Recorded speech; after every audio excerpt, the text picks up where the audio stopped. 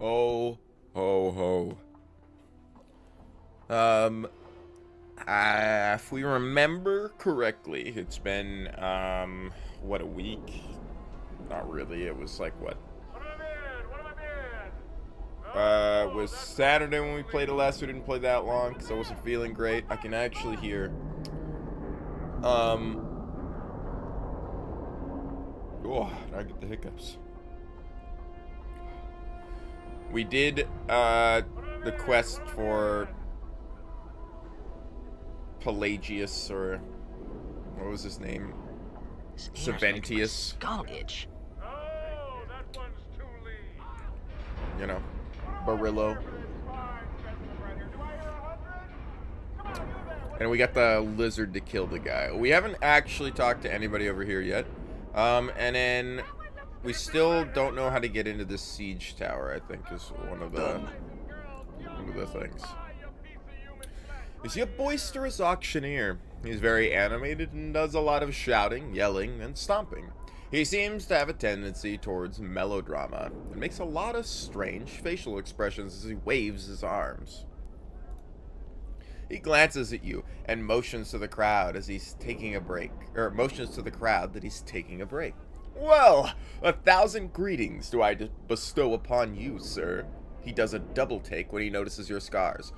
You know, I take one look at you and with my discerning eye, and I see a man in the market for some healing charms.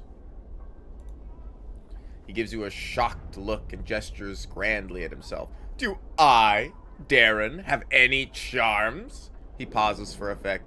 No, sir, I do not.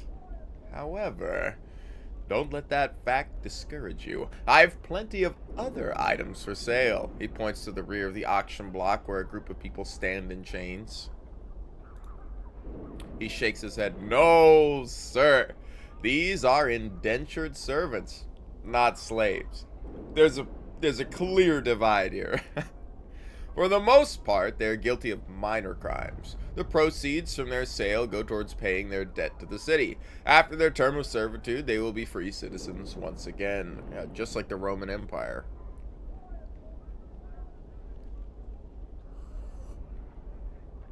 Truth, it sounds like fucking slavery to me, brother. He gives you a bright smile. I don't concern myself with such thoughts. My task is to sell their contracts as given by the courts of Seagull. He lowers his voice and leans in closer. And collect a percentage for my efforts, you understand. He straightens.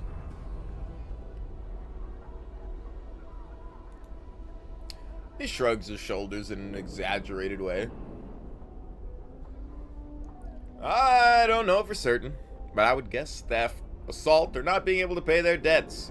Those are the most common transgressions.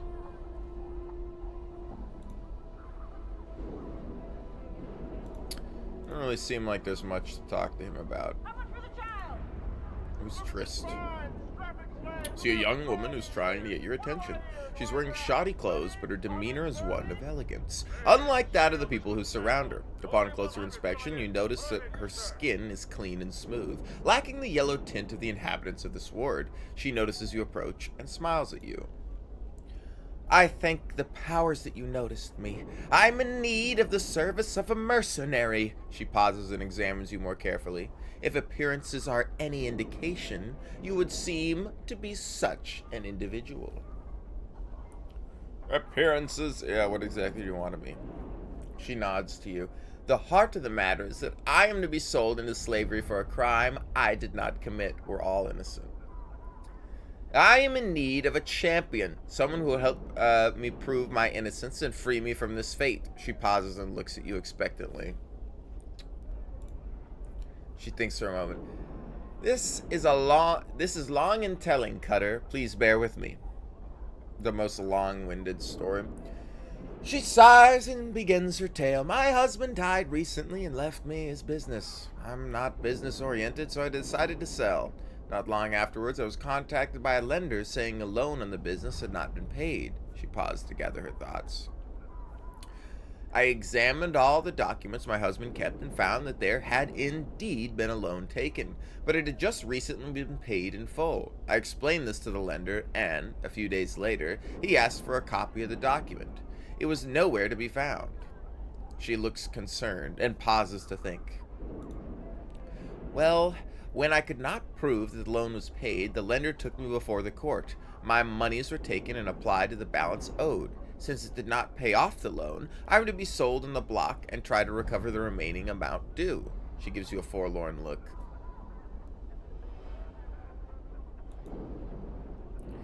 It serves many purposes. First, it keeps the prisoners relatively clear of all the vilest the prisons relatively clear of all but the vilest criminals.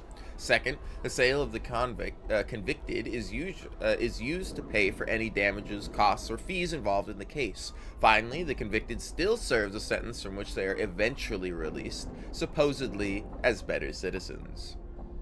It's all very fascinating. I need someone to find the missing document, the one that proves the loan was paid. Or if you could purchase my contract, I could pay you back. She gives a pleading look. I can't spend the next 5 years of my life in this ward, Cutter. It will kill me. Surely you've noticed the illness is shared by all those who live here. She nods her head. Yes, Cutter. Please, can you find it in your heart to help me? She looks nervously. Please?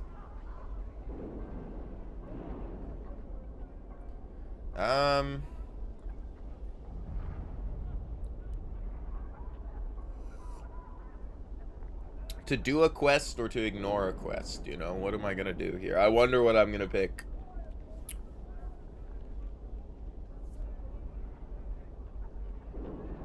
Updated my journal. She nods her head eagerly. Ask anything, Cutter. What's the lender's name?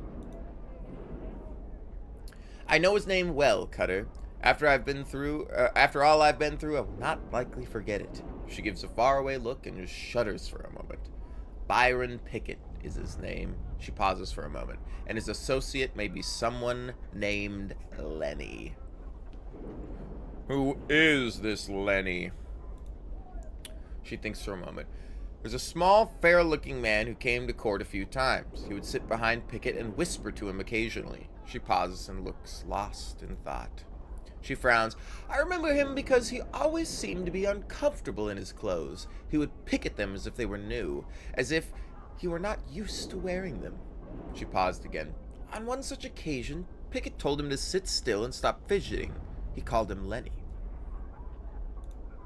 She thinks for a moment and shrugs. I'm not sure, actually. My husband told me that some ruffians could be found southeast of the market, near the siege tower, I believe. I do remember seeing Lenny.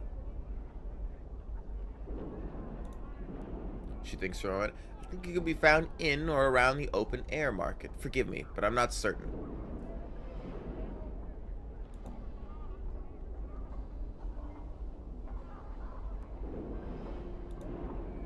That would be Darren the auctioneer. He's usually over there on the block. She points to the front of the platform.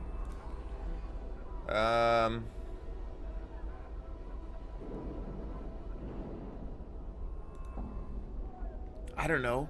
Why would anyone steal that, yet leave other valuables be? It makes little sense to me, because they want to purchase you as a slave.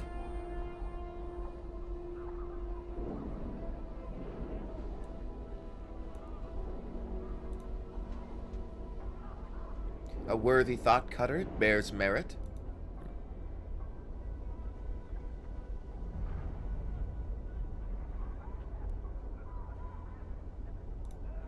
She shakes her head. No, Cutter. I'm a very meticulous person. I keep the document in a lockbox in my husband's study. It never left that room.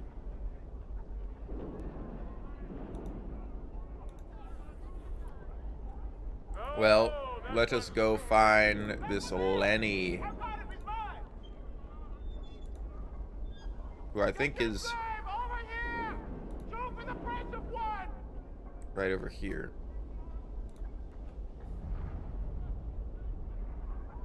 Well, hello again, Burke. To what do I owe this pleasure? I ain't no tout. If you got questions, go find one. Yeah. He stops smiling and examines you for a while. His eyes linger on your scars and he swallows slightly. After a moment, a frown settles on his face and he appears to be nervous. Pickett sent you? Why?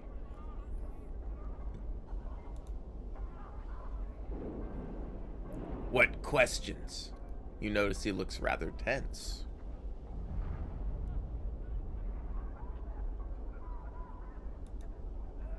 He swallows hard and stares at you. You notice his muscles tense, and it looks like he's ready to run. He puts one hand on his hip in a nonchalant manner, but you can tell he's wound tight as a spring.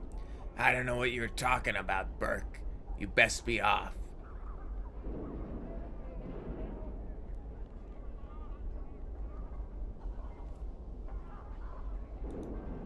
He swallows hard, and the corner of one eye starts to twitch. He glances at the scars that cover your body, then tries to meet your gaze, but cannot.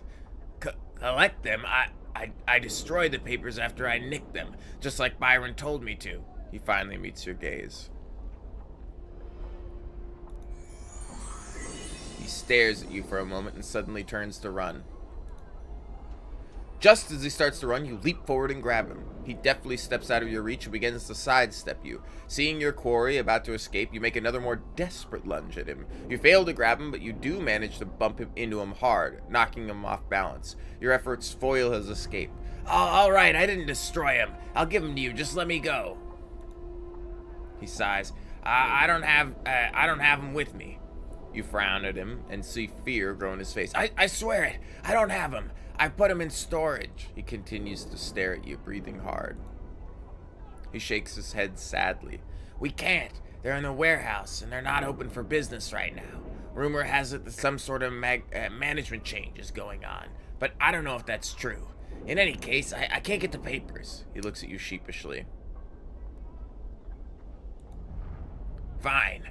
I guess that snake Pickett wins again.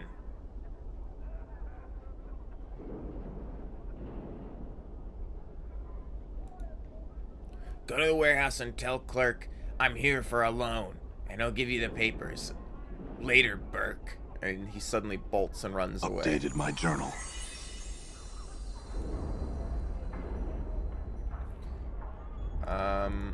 The warehouse is this building, yeah? Come on, we got a special on slaves. Use them for whatever you will. They're right over here. Step right up. I'm gone. Yeah, I love that he has to run all the way around.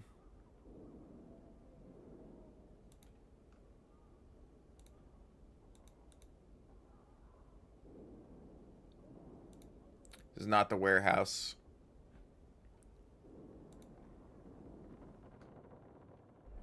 I'm gone.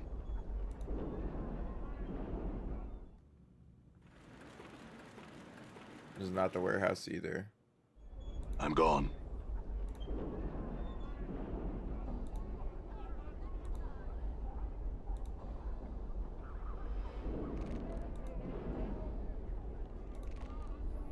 Where is the warehouse? Oh, that is the warehouse. Who's I supposed to talk to here? Get your slave over here. Shoot for the front of the child. All right.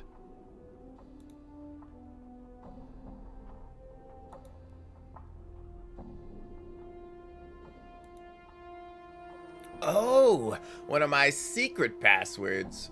Here are the papers. Here are the papers you want, sir. Thank you. What else can I do for you? Of course. What can I do for you? Never mind, thanks. Farewell. We at the Vault of the Ninth World value your business. Please return. Let's read this paper, actually. This document shows that Trist's loan from Byron Pickett was paid in full. All right.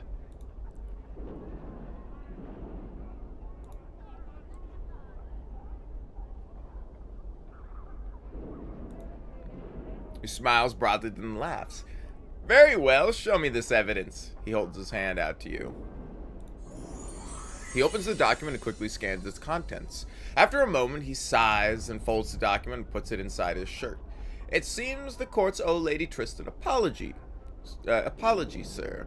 From this moment, she is free, and I will make all the arrangements to have her status and property returned to her. Updated my journal. No, thank you. A rare individual who would want... it's rare an individual who would do what you have done. He bows to you. Excuse me. I must speak with Lady Triss. Farewell. He begins to walk towards Triss.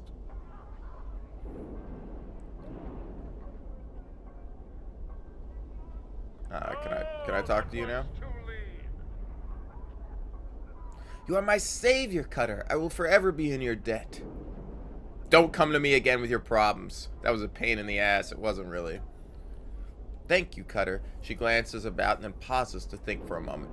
You have saved me from certain death, Cutter. A slow, painful death. She frowns as she thinks. Please wait here. I shall return shortly. You see Triss approaching. She smiles and waves at you. Hello again, Cutter. Thank you for waiting. She looks about for a moment, then removes a purse from the folds of her dress. With the document you have provided, the courts will restore my status and finances. This is not much, but it's a well-deserved reward for what you have done. She hands you a purse. Thank you. 1,000 copper. She smiles. No, I thank you. Farewell, Cutter.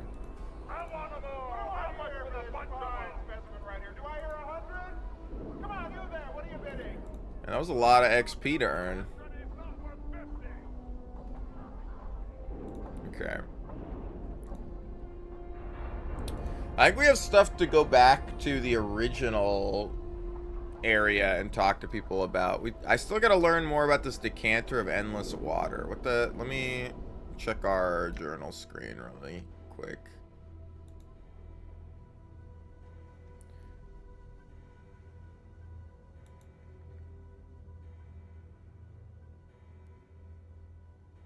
I do have to do that.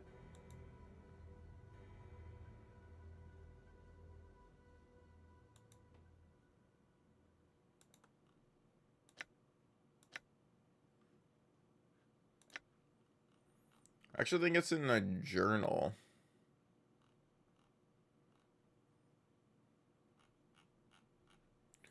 We're looking for... Glyve told me to seek out a woman named Namel in the clerk's ward, so I might find the word that will unleash the full power of the decanter of endless water. Namel in clerk's ward.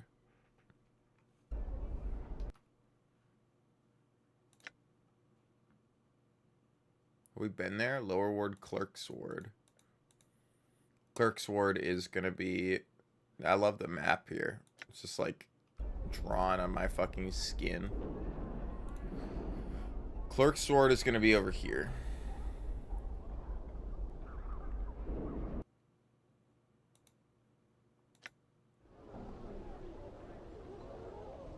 I'm gone. I'm gone. It's diligence. Matter of course. What the fuck is diligence?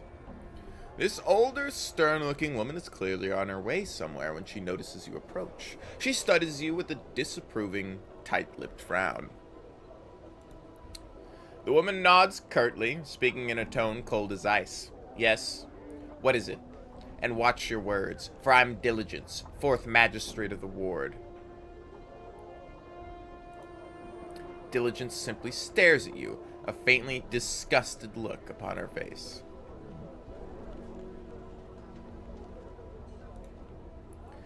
I should most certainly think so. Should the Apparel Regulation Act be passed, people of your sort won't be permitted to traipse around in such a manner, half naked and filthy as you are. What? It's not my fault I have gone this long and haven't found a single piece of armor.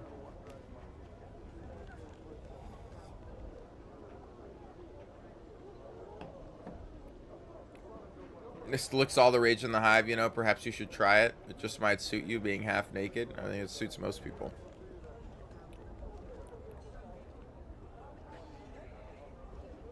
A vast majority.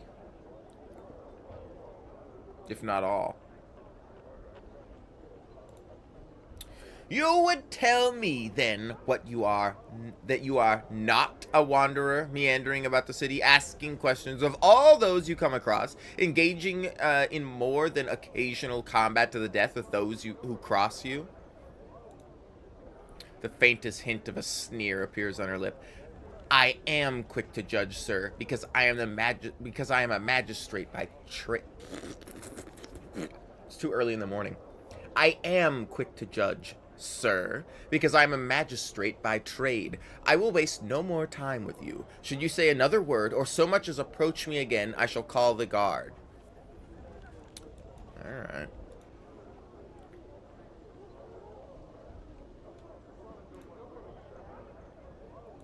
This is a speedboat? You can't determine what this odd device is. Fucking hot rod. Speedboat. Drunken mage. Oh, there's Namel. That's easy. This tall, slender woman, sipping wine from a small ceramic cup, appears to be looking for someone. Her facial features are elegantly exotic, and the woman's ears, though partially covered by her long hair, can be seen to come to sharp points. The woman turns to face you, violet eyes flashing like flawless chips of amethyst. Her speech is as music. You can hear a faint musical tinkling, 100 tiny crystal bells as she speaks. Each word lingers on your ears as if they were unwilling to relinquish the exquisite sound. Namel turned to face the scarred, dour stranger. She asked what he wished of her. Wow. Wow. Pah! Anna sneers at Mort. Stop your drooling, you leering skull. What a hot-blooded little chit. Starve for attention. I could drool over you too if you're just jealous. Mort starts floating towards Anna, making wet, slavering noises. Get a hair's breadth closer, skull, and I'll see to it that not one of your chattering teeth lies within 100 paces of another. Mort stops abruptly, turning away while muttering unintelligibly. The woman makes no move to touch or examine the decanter, but only speaks. Namel took it from the stranger, turning it in her hands. Had she seen its like before, she thought? Perhaps, yes. She remembered now. She returned the decanter, whispering into his ear as she did so. Updated my journal. You realize you know the word now. Nildenosage. Sage. Though you're certain the woman never whispered to you, but merely said she did. She blinks at you. Would the stranger leave her now, satisfied with what she had told him? Where could she be? Namel wondered. Her companion, Aelwyn, was supposed to have met her days ago. The woman sighs miserably. The air around her grows chill with her sadness. How long must she search this vast foreign city before she finds her dearest friend? Namel clasps her hands together and bows her head to you. She would be so pleased to hear news of her friend. She told the kind stranger what Aelwyn looked like, so that he would know her should he come across her. An image forms in your mind. A woman who resembles Namel, but with golden eyes and hair of fiery crimson. Updated my journal. Okay.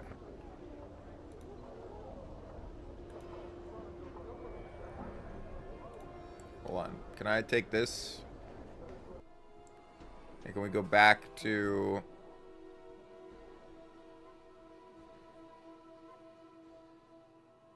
I think it's here. All right.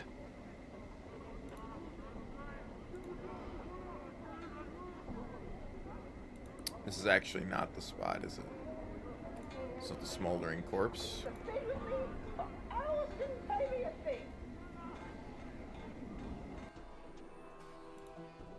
It's here. Done. Should not have taken all night to walk one screen over. Okay, I like that it's now fast traveling whenever we go between spots.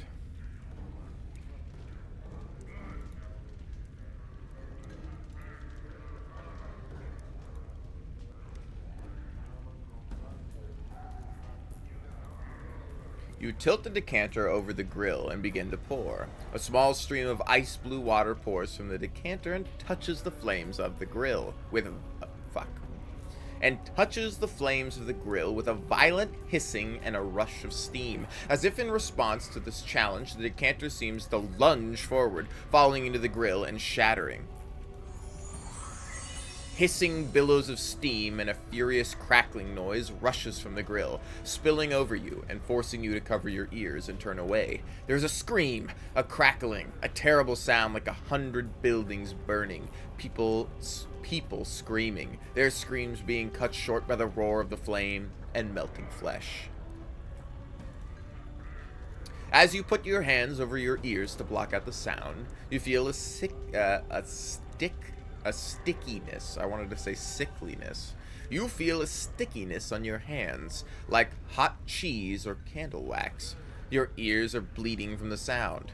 You draw your hands back and see them covered with chunks of melted flesh filled with bloody swirls. When you're about to run from the bar, anything to get away from the sound, when suddenly all falls silent, except for a jagged crackling coming from the grill. You turn. On the grill lies the decanter of endless water, now nothing but shards and steam. Above it is the creature, flames still trailing from its body, floating over the bar's floor. It's staring at you, its eyes flickering like two torches. Yes. The creature's face splits, charred flesh peeling away from its jaw so that it might speak. Yes. Its voice crackles, burns, roars through the creature's chest, and with every word, flakes of cinder and ash spit from its mouth and drift into the air. You can barely stand to look at the thing. The blazing radiance surrounding it is terrible to behold. Yes, long have I slept dreams of flames. I am yours till death comes for us both. Okay. Holy shit, he's in my party now. That's awesome.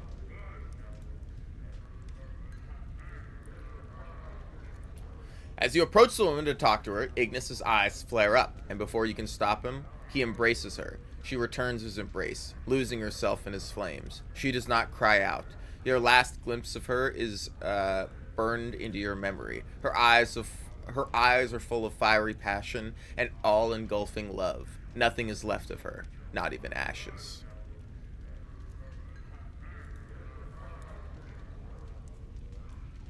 That was sweet. I'm gone.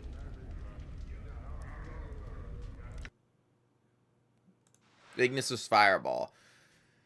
This is Ignis's main hand attack. It's a series of fireballs he fires at an opponent. I should look at your statistics screen. What are you? Chaotic neutral. Interesting. 19 int is and 20 con is fucking insane, bro. 3 charisma. Your charisma is repulsive, and 8 wisdom. Bro is literally like a fucking charred, melted corpse, and he still doesn't have 1 charisma. He's still like at least vaguely human shaped.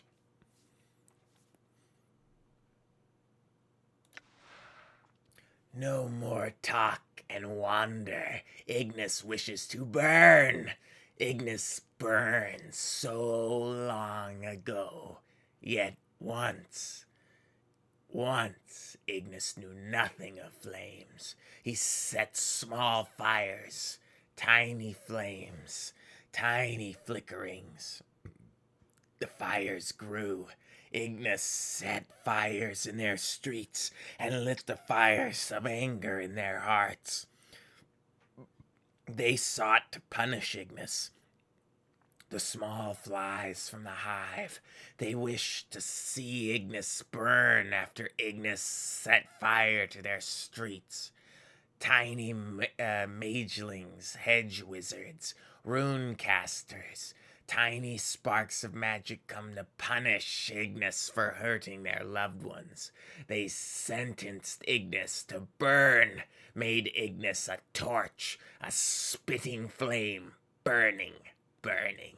It was justice, they said, but it was not a sentence. There is so much flames and pain that there is no pain.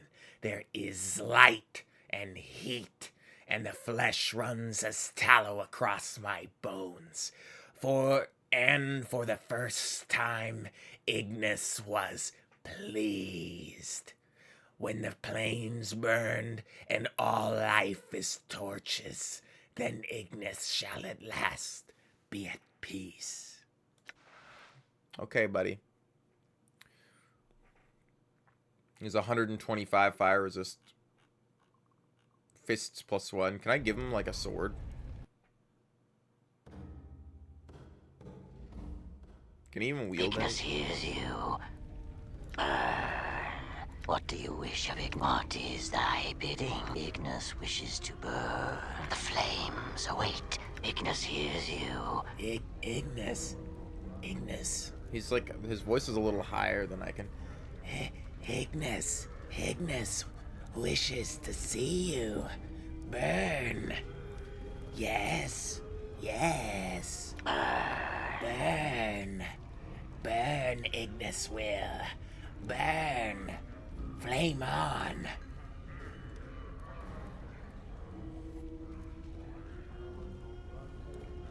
Ugh. I'm sorry.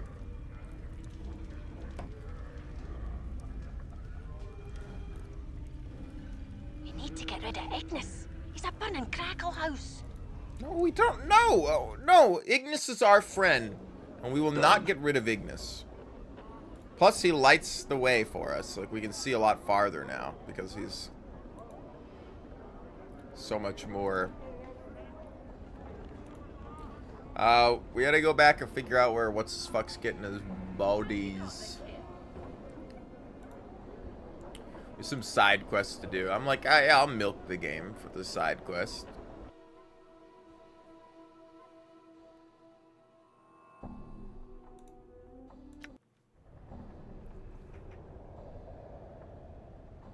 All right.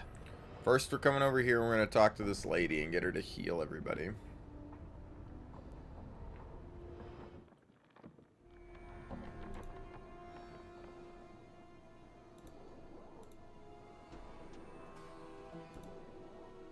All right. Done. Done. I did it.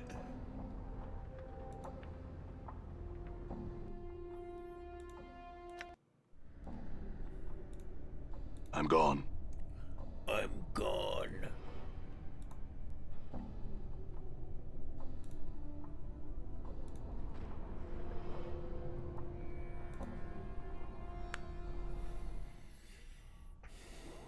Done. Oh my god, we saw him die. Da, what happened? Who did this to you?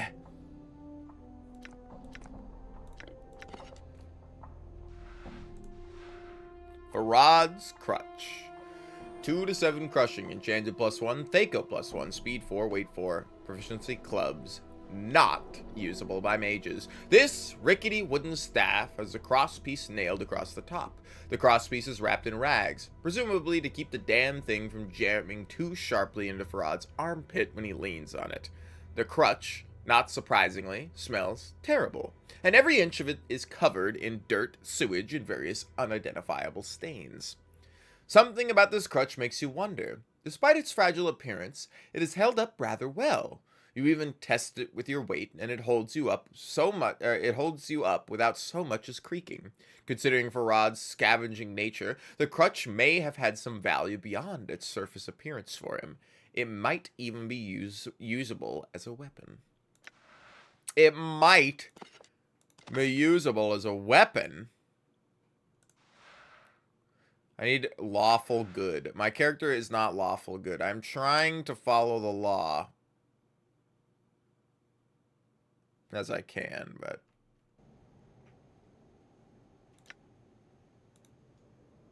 Aye. What is it you want then?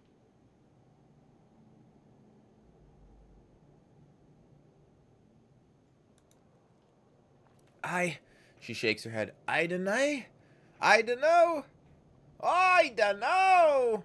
No one with half a mind would.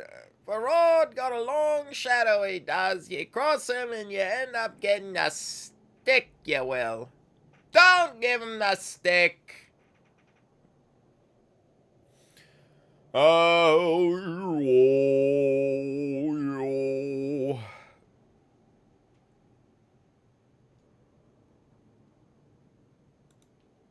Nay, Anna interrupts you. I don't need to be in a village, and I was wondering what I'd do if Farad got penned in the dead book I was. She snorts. Oh well, he's probably mounting someone's wall in hell as he is. Not me real da, he wasn't. Her eyes take on a hard look. He was greedy, and he was stupid, and he was selfish, and he was weak. She frowns. And now he's dead. And that's all. Alright. Can I talk to Ignis? Hey, bro. You got anything to say to me? Yes.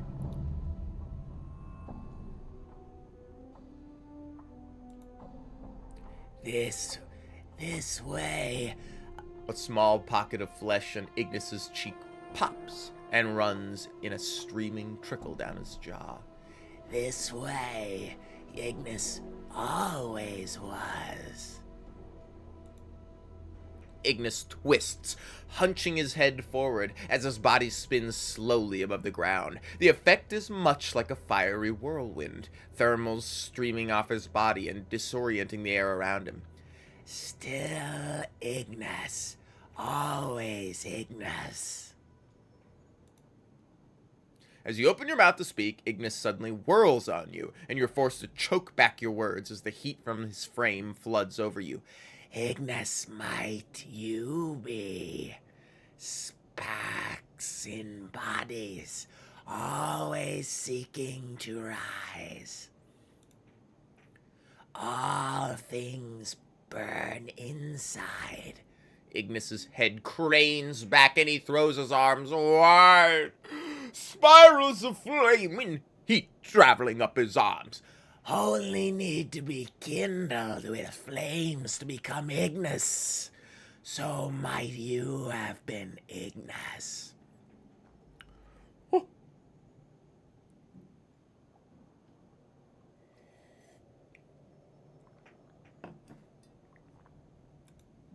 Yes. Ignis grins, cocking his head to one side. Ashes fall from his skull and fuck. This is what happens when you fucking read Name of the Rose for fucking like 6 hours yesterday. My reading brain is turned off. Ashes falling from his skull and being swept up in the flaming wreath that surrounds him. Yeah, how about you fucking shut your goddamn mouth, Ignis? Well, we have the bronze sphere now. This simple bronze sphere is about a foot across, but it is surprisingly light, as if hollow inside. Although its basic appearance is normal enough, this sphere somehow manages to offend the rest of your senses. The texture of the sphere, just the feel of it, gives you the impression it's an egg that's just about to burst open. Just touching it makes your skin crawl. To make matters worse, the faint smell of rotten custard emanates from it, and it makes your eyes water. Ooh, mustard ball! It's a big mustard ball! Gonna give birth to a mustard baby. Well, give it to Ignis. Oh, he can't actually use it. Can anybody else use it? You can't use it. Can you use it? Can you use it? Only I can use the sphere. Oh. There's a simple bronze sphere. It's about to examine the sphere. Although its basic appearance is normal enough, this sphere somehow manages to offend the rest of your senses. The texture of the sphere, just the feel of it, gives you the impression it's an egg. That's just about to burst open. Just touching it makes you, we already read this. It makes your eyes water, but the sphere, I can't do anything with it. I was like, wait a minute, I read this like... As you approach the archway, it begins to shimmer faintly. You notice that Farad's crutch emits a similar glow.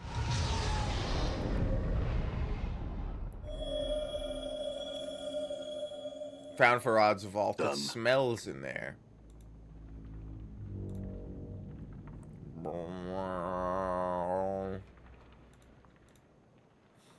Damn, dude, I like keeping books, bro. This is a cool place.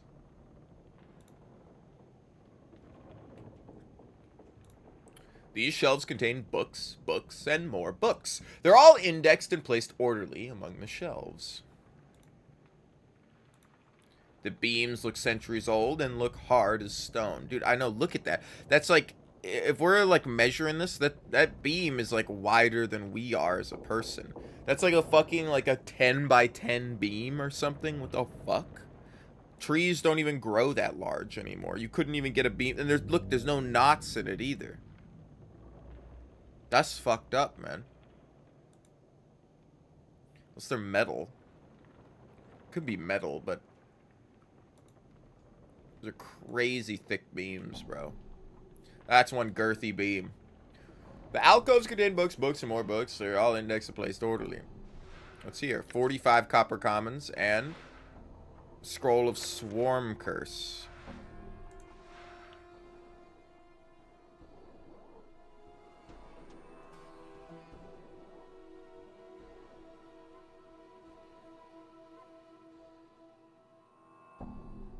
No one can cast a spell while within the swarm.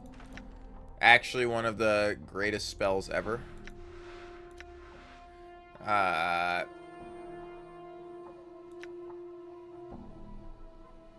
Seeking flames, tongue of flame, tongue of flame. What are these?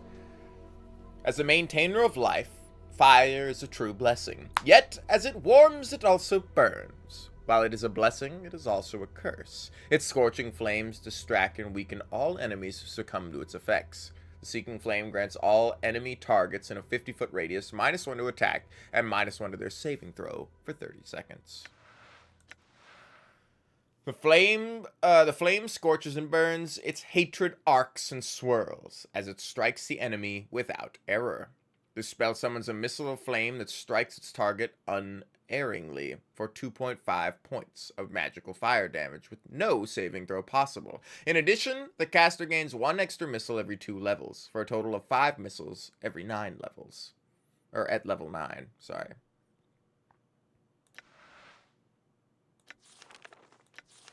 Oh my god, look, he's got so many spells. Elemental Strike. Area of effect 1 or more creatures or objects. Globes of elemental force fly forth and explode upon impact. Those within range are caught in its blast wave as well. Like the magic missile, this spell creates a mystical globe of elemental energy, which will successfully hit its target for 2 to 8 points of damage, regardless of saving throw. It then explodes with a concussive blast that does 1 point of damage per level of the caster within a 3-foot radius. If a saving throw is made, then the concussive damage is negated. The wizard creates 1 missile at 7th, plus an additional missile every 3rd level after 7th, for a max of 7 missiles. Damn. Gotta be fucking really high level for that.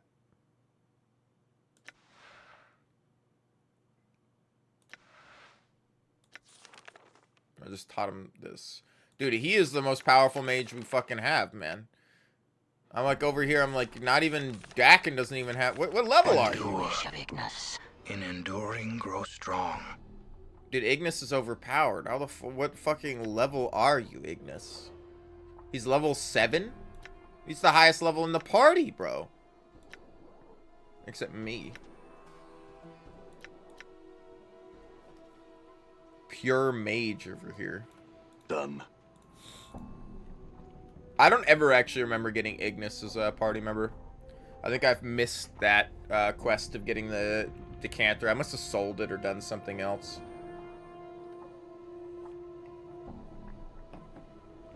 To be fair, I killed a lot of people, and to even talk to that stone wall, you gotta like actively like go talk to the stone wall, which I didn't click on a lot of the background stuff.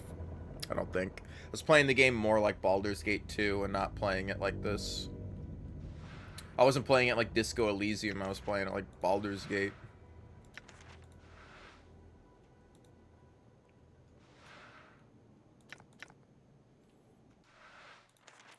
Just send these scrolls to Ignis, man.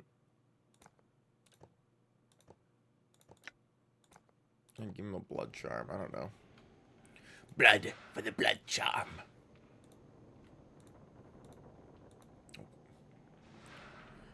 Cheese! This is a piece of cheese.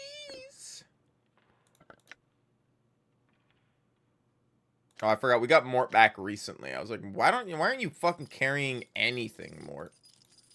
It's because all the shit he was carrying, which is all these damn notes. Can you wear tattoos? Can I give Ignis items? That'd be fucking wild if I could make Ignis wear stuff. Become the most overpowered. I mean, he already is the most overpowered character. This lantern sheds a soft yellow radiance. It doesn't flicker like a torch or candle flame. This looks like it was once a gallows pole. Now only a lantern hangs from it. We missed stuff down this way. Okay. It's like this zone's got to be larger. I don't know how to get out.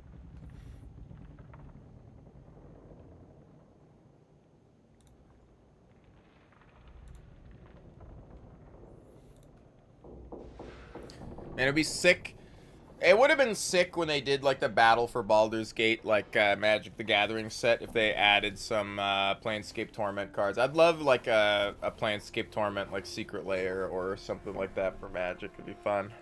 I think Planescape Torment's fucking awesome. You know, I was learning that Planescape Torment was so popular that Wizards greenlit a second game, but then told like the developers they wouldn't fund it. So like they just never could make the game because they didn't have any funding. They're like, yeah, you can make another one. We totally want you to make another one, but we won't pay you anything for it. We'll take a cut when you're done, but we're not going to give you any money. Go ahead, make another one. It was successful. It was great.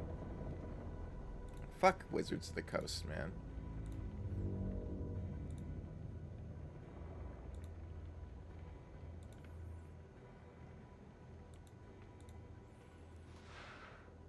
Segmented earring. The Stinger earring. +1 armor class. Hold on. Can you wear this? Damn. Oh, he has no ears. Obviously. They've completely burned off. You already are wearing 2 earrings. Mort doesn't have ears. And you can't wear it for some fucking reason. I hear your words. I mean, the only other person who can wear it is you, and you're wearing stealth skill bonus. Dude, who gives a fuck about the stealth skill bonus, man? Give -1 armor class. We're not stealthing at all. Lock picking, sure. Open locks, yeah, I'm okay with that. Stealth, sorry, it's probably not that useful. I'm gone. A glass eye, Well, send this to you. Character's too far away. Hold on.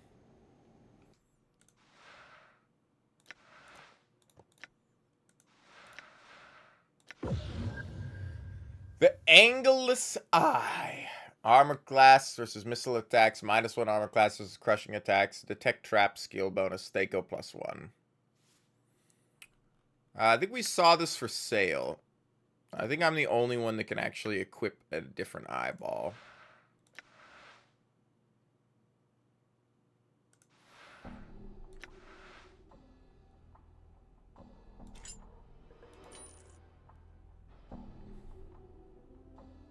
I will hear you. Does anybody have band-aids on them?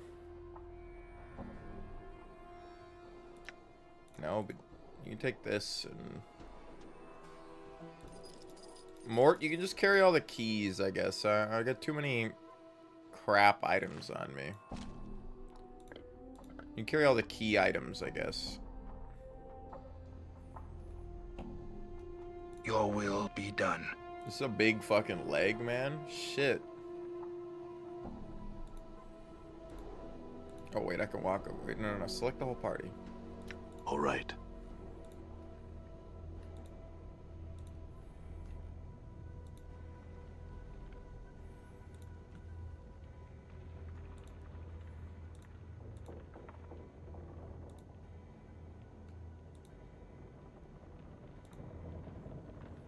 Alright, how the fuck do we get out of here? Oh.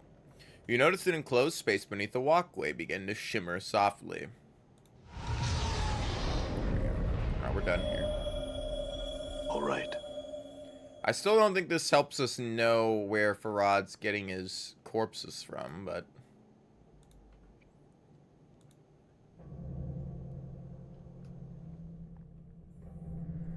Here we check our journal screen. I'm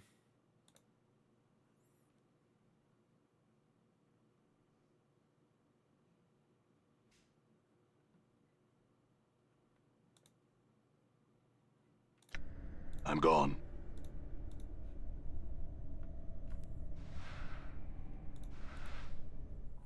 There's the guy in here that sells stuff, Quint.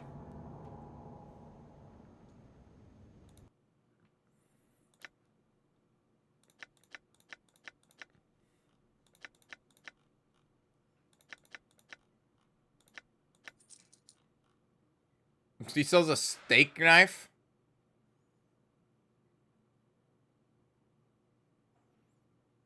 It's fragile and breakable. Interesting. Not that I ever want to buy. See, he sells the angleless eye as well, which I would sell to him if... Oh, yeah, I'll do that.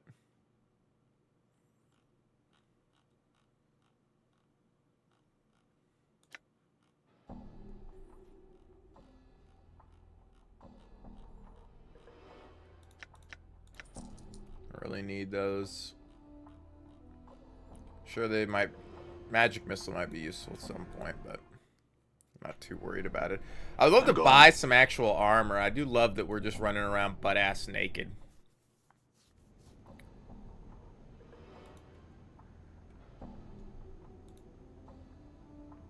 You mean aside from the Deboost breaking this place over, or the hardheads cleaning us out of the dead, or the deaders coming out of the catacombs below, or the cranium rats trying to take us over, or each other's knives at our throats, or starving? Aside from that, aside from the everyday, I got those creatures what done Farad in.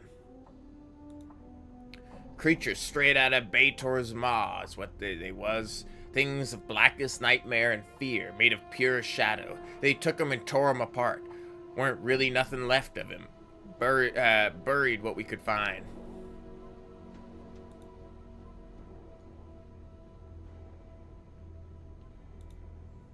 Interesting.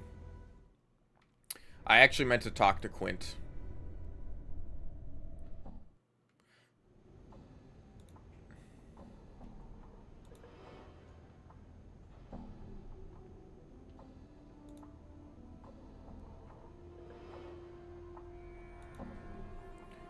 Heh, Marta, one to steer clear, a barmy seamstress. She picks all the teeth and corpse thread and bits out of the bodies. Gives it to me. I peddle the crap up above for other stuff. Alright, not really what I wanted to ask, but okay. All right.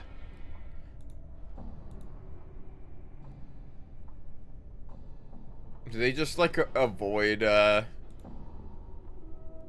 Burning Man over here? This is like, Ignis is like so fucking pissed and he can't, like, he's always on fire and he hates everything, but then you just like throw some weed at him and it like chars up and he's like, yes, wait, man, that burns good. Done. Shit. So the only thing that he can do is like burn weed near him and huff the smoke.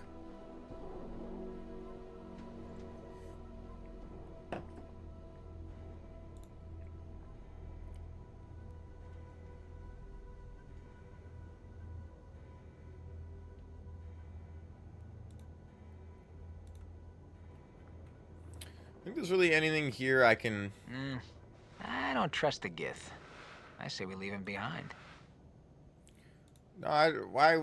Mort, I don't trust you. You're the one who lies to me. Everybody else is fucking I'm gone. fine. The only person I truly trust in the party is Ignis, because he just wants to see the world burn, and I can respect that. I know for a fact that Ignis has no ulterior motives because the only thing he wants to do is ruin fucking everything. So I know that at every turn, he's going to be like, hey, I just want to fucking set this dude on fire. I want to burn it all down. And so I'm like, oh, that's respectable. I know where he stands, at least. Everybody else, like, you guys got motives I don't understand. Like, why are you with me, Mort? Like, you want something. I don't know what it is. Dakin is too mysterious. Though he does seem like he's on a journey of repentance. Anna's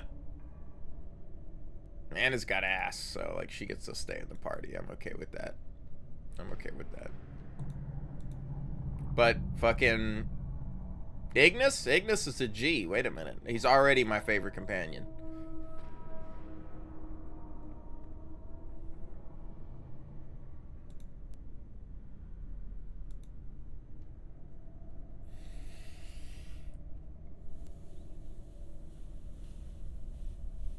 I don't know how I'm supposed to find out. Oh, there's a door here. Have I ever been in here?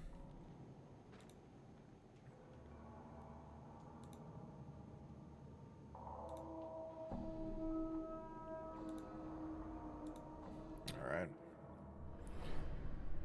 Alright. Fatigued? Oh, our characters are getting tired. I forgot that was a fucking thing.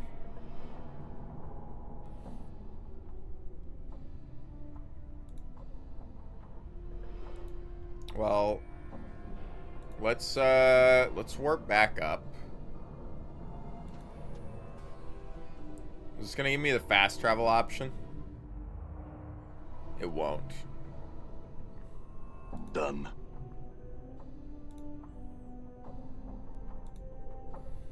What's up, Bish?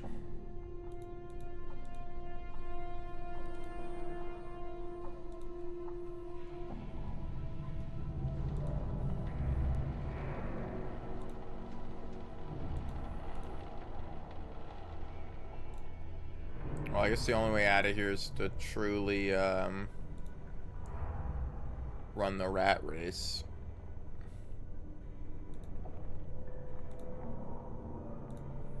Like, there's some guys down here to fight. Where fire once fed, I may send it to feed again.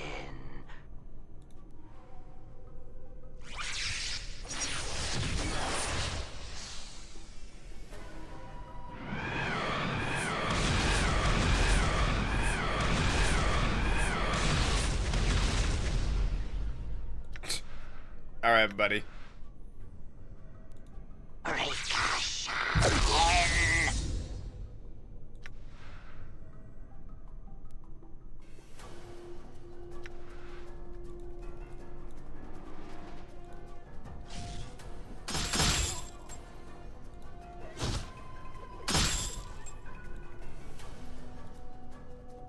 Damn it!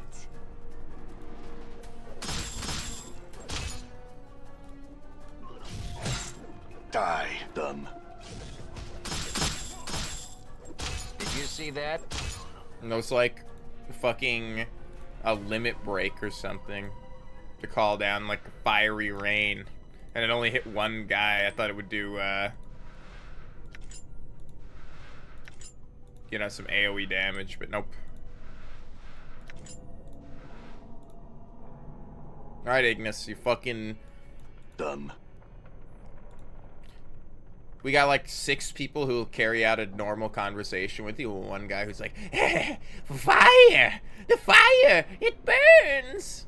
Oh! You remember anybody? Divinity? The fire! He's like, it burns! Fucking annoying ass I'm puzzle gone. to get rid of.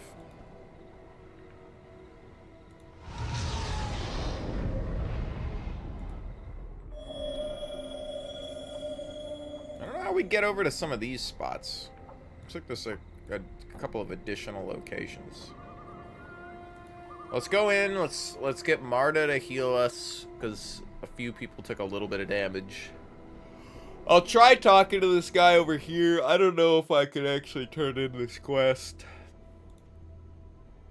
Oh, Melbeth. Sorry, Marta was down there.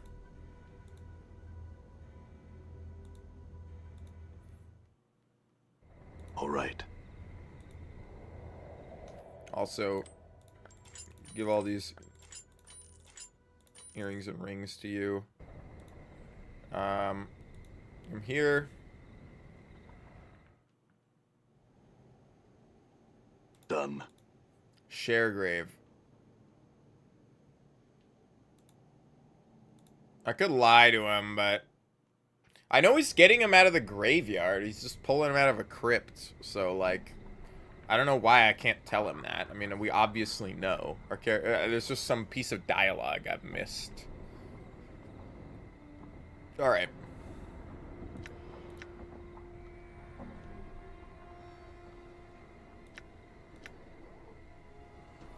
Done. One other thing before we get back to the location where we were at. We need to go here again.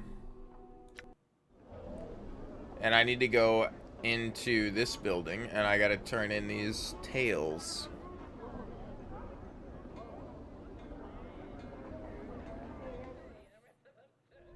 And then I gotta get more coffee. Phineas T. Lort.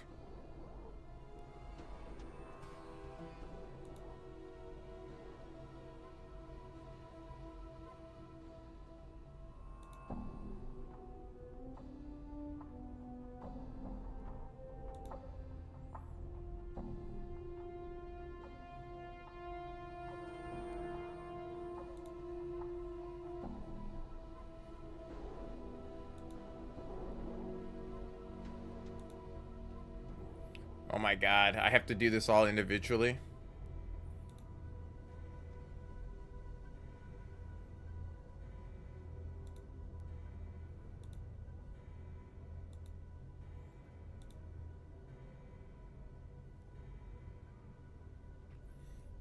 So what is this? It's a 1-1-1-1-4-1-1.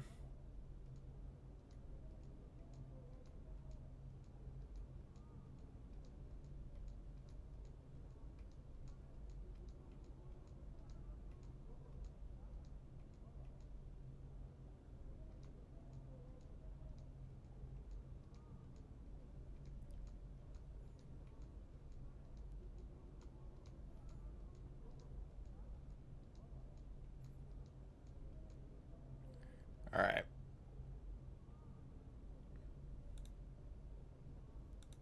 I'm gonna crash the goddamn game. I still have 20, or I have 7 cranium rat tails. Alright, God. I'll leave it. I'm gone. What's back here, huh? Door's locked. I'll need a key.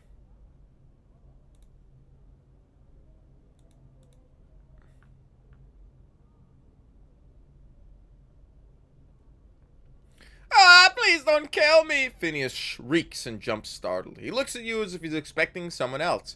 Thank the powers, it's only you. He swallows hard. The cranium rats. It seems they're determined to rid Siegel of my presence. I perform my duties at the Office for Vermin and Disease Control too diligently. He looks at you pleadingly. Earlier today, found a large species of rat here. At my very office. I captured the creatures and took it downstairs into the basement to deal with it. His eyes grow wide and his breathing becomes labored. Before my very eyes, it grew into a huge man-sized creature, and it said it was sent to kill me for my crimes against the cranium rats. I ran for my very life. Praise the powers, I made it back up here to my shop. I locked the door behind me. I'm certain the creature's trapped down there. He stares at you, and then his eyes begin to move along your many scars. He meets your gaze again. Slay the creature for me. I'll make it worth your while. I can suck your dick, maybe. He thinks for a moment and smiles. I'll pay you 200 copper commons to rid my basement of the vile beast. He smiles and gives you a slight bow. Excellent. Here's the key to my basement. Take care of the beast, and I shall pay you. Updated my journal. Done. Done. Done. I'm gone.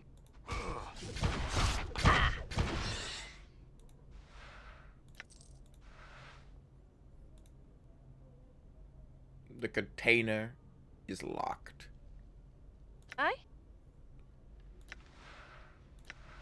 Might as well. Got it. Lockpicking succeeded. It's fucking crap. I'm not even gonna take anything out of it. I'm gone.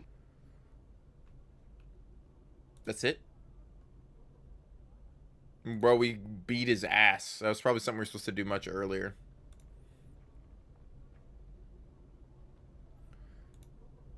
Phineas smiles at you. This is excellent news indeed. What was the reward I promised you? Thank you for your service. I'm in your debt. He bows to you. Farewell. Updated my journal. All right. Updated my journal.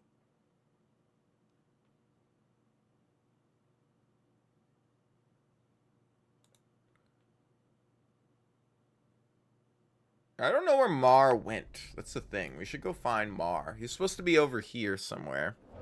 He kind of ran away. I'm gone.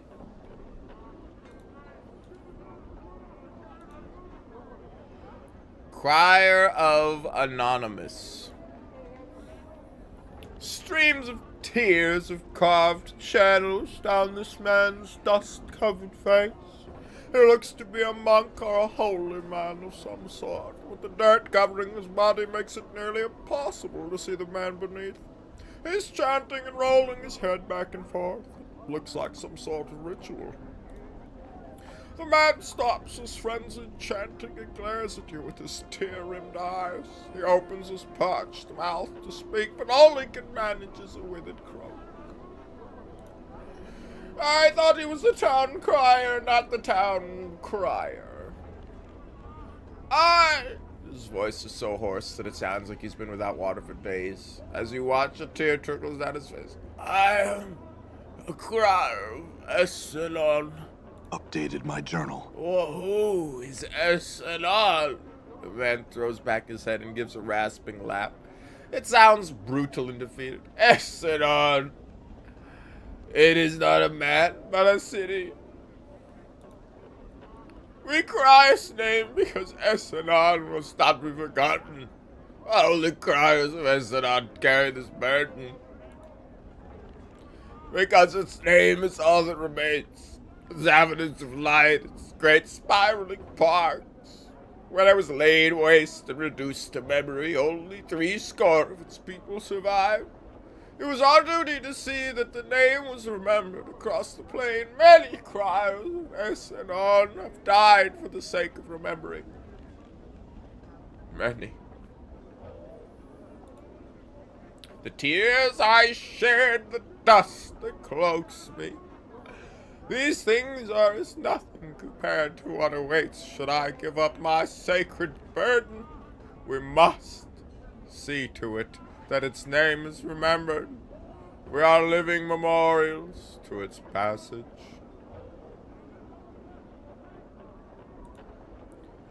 A fresh tear springs to the crier's eye. Even his dust-caked face cannot disguise his look of despair. I do not know. We criers of Essalon cannot mourn it forever. Even now the dust clings to our robes. The spit dries in our mouths, our bodies wither and die. You are kind to ask. The crier shakes his head. Unless you can immortalize Essalon, there is no help to be had.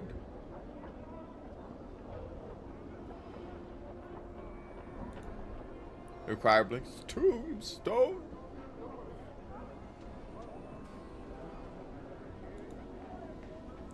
Stones may do such things.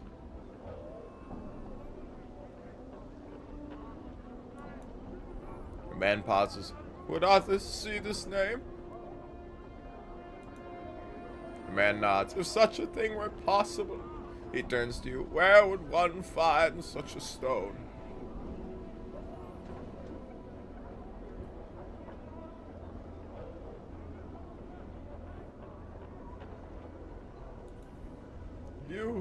You would do this? I? The man's eyes water up again. You would be setting all the criers of Essalon free. But 1 score of us remain. The burden of remembering would be over after so many years. Updated my journal. Whoa, bro. Shit, man. Let me go talk to this guy. Where's Mar, bro? Braskin. The news is everywhere. Congratulations on breaking the curse of Morador's box. I must admit to being a bit skeptical that an ugly Burke such as you could accomplish such a thing. Mind you, I still think you're uglier than Baku's ass, but I got respect for what you've done. Come, share a drink with me. Come, Nerovar. Share a drink with me, so you can tell me how you did it. Lo and behold, Nerovar. What a grand and intoxicating innocence.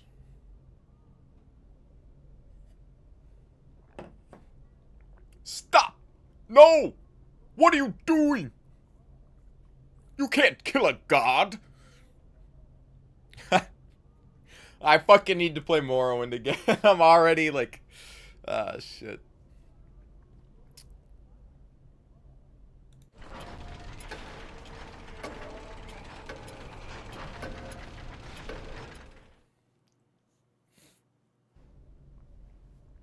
You have rested for 8 hours. After a few tankards, a few songs, a few jokes, you come to like Braskin immensely. In fact, the moment you seem to like everyone. Soon Braskin falls to the floor in a drunken stupor. You realize it's time to go.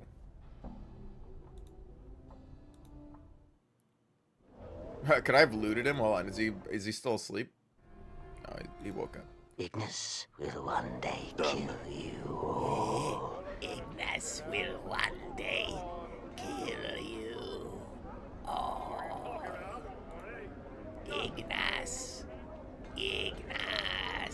will one day kill you all. Sometimes it's hard to, like, do these voices, man. Especially, I find it hard because it's like, fuck. I don't mean to be like, whoa, my voice is so deep, bro. But, like, man, it really is hard. Hard to get these voices that are in my upper register. Oh.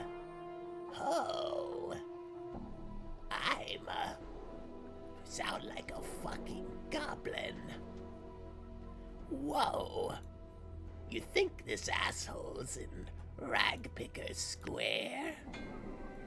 Where are you? Dabus. Debus. Hey, Muhult. This man appears less dour and wary of passerbys than the people around him. He moves with an upbeat gait, casually scanning the ground to either side of him as he goes. As you approach him, he nods a friendly greeting. This man appears... Oh, sorry. Hello, Kata. Say, you seen any debtors about? Too bad. I have some questions. Did ye ask away, then? Debtors, of course. Don't you recognize the robes of a collector? He grabs hold of the cloth and holds it up for your inspection. Aye, collectors. He indicates his ragged brown robes. These here are collector's robes, Cutter. Any poor sod you see wearing these, me for instance, ha! It's most likely looking for debtors' bodies to sell at the mortuary. He shrugs. Whatever it takes to get by in the hive, right? Ha-ha! Ha-ha! Whoa! Keeps the streets of the hive a bit cleaner. I guess keeps plague from spreading and the like. All the dusties like to keep the dead in their place too. Seeing to it, they all get properly buried, melted down or whatnot, part of their beliefs and such. Ask away, Cutter. Mayhap you'll get lucky and someone will kneel over and die while we're chatting. Ha-ha! Ha-ha! Ha-ha! Ha-ha! The fuck am I doing with my life, man? Jesus Christ.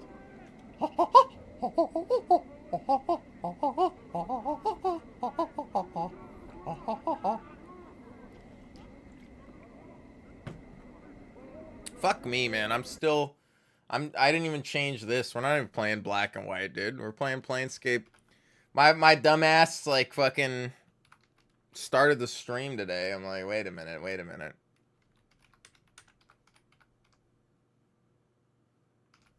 I'm not playing black and white.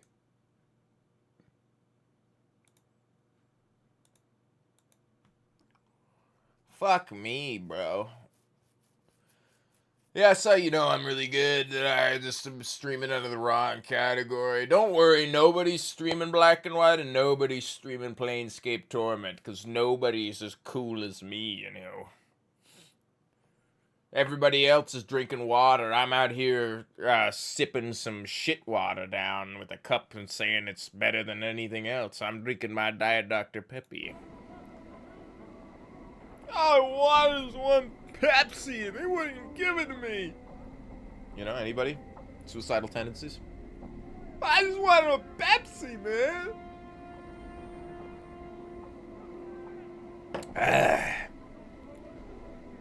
Never mind, farewell.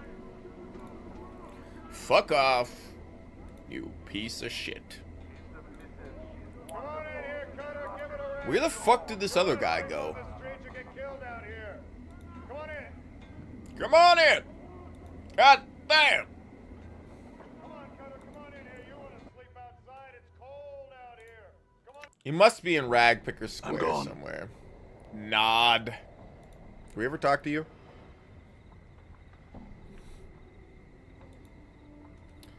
Someone comes to speak to Nod, eh? He suddenly breaks into a fit of hacking coughs and nods to himself. Nothing except looking for debtors, nothing else. And mumbles a moment and speaks again. Nothing else. Need the jink.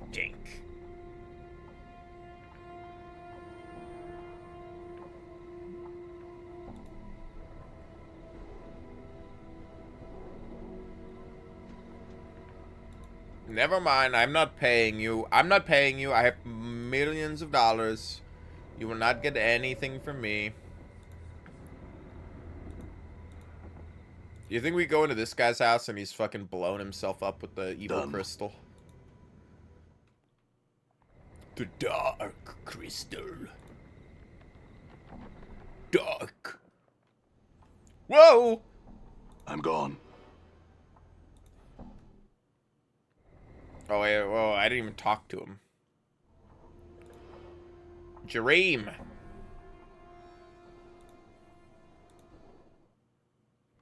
Done. I guess he's fucked. Oh, there's a building here? I didn't even know I could go into this building over here.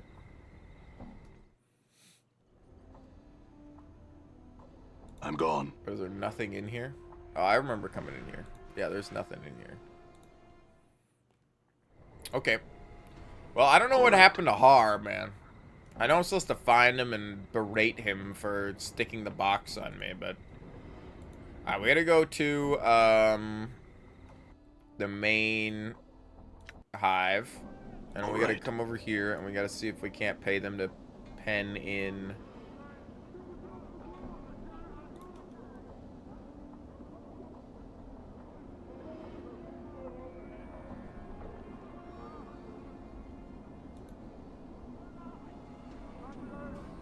Updated my journal. The coppers fall in the death of Name's hand, and he tucks his arm back to his side. His eyes, now suddenly alive, roll to the back of his head, then snap forward and begin scanning the monolith and walls of the memorial area. He catches sight of a spot on the wall and quickly scuttles over to it, hunches down and begins to chip at the wall. He stops a few moments later, hops up, and returns to you. Buried. The word has a finality about it and makes you uncomfortable. Very well. Alright, now we gotta go back and tell the guy that we buried his... I think it's here. Done. Done. Done. Done. You see the cry of Ersin on. He still emits choking sobs. Updated my journal. Suddenly there's a brief whisper in the air and the man's eyes dry. One of the tears that ran on his cheek simply vanishes. Then as an honest served, I will tell my fellow criers of the stone you've described. You have my gratitude.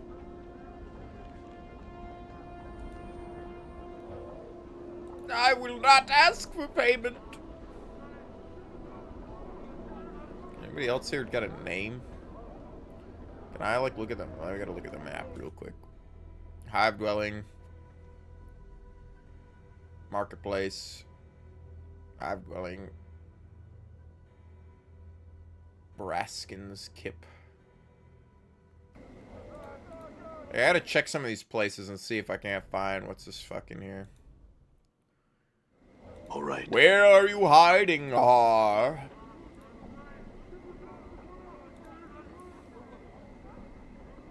He's probably in the alley of dangerous angles, but Done. I wonder if I would go there All with Ignis, if he'll be like, "Oh, I remember burning this place to the ground. Long ago, there was a time when I might have cried, but those old days have all gone by. I found out what you lack, and that's a soul. You can't give your confession tomorrow. All right. If you find a priest dumb enough to believe. 'Cause it only hurts. It only hurts when I breathe. Alright, let's get back to,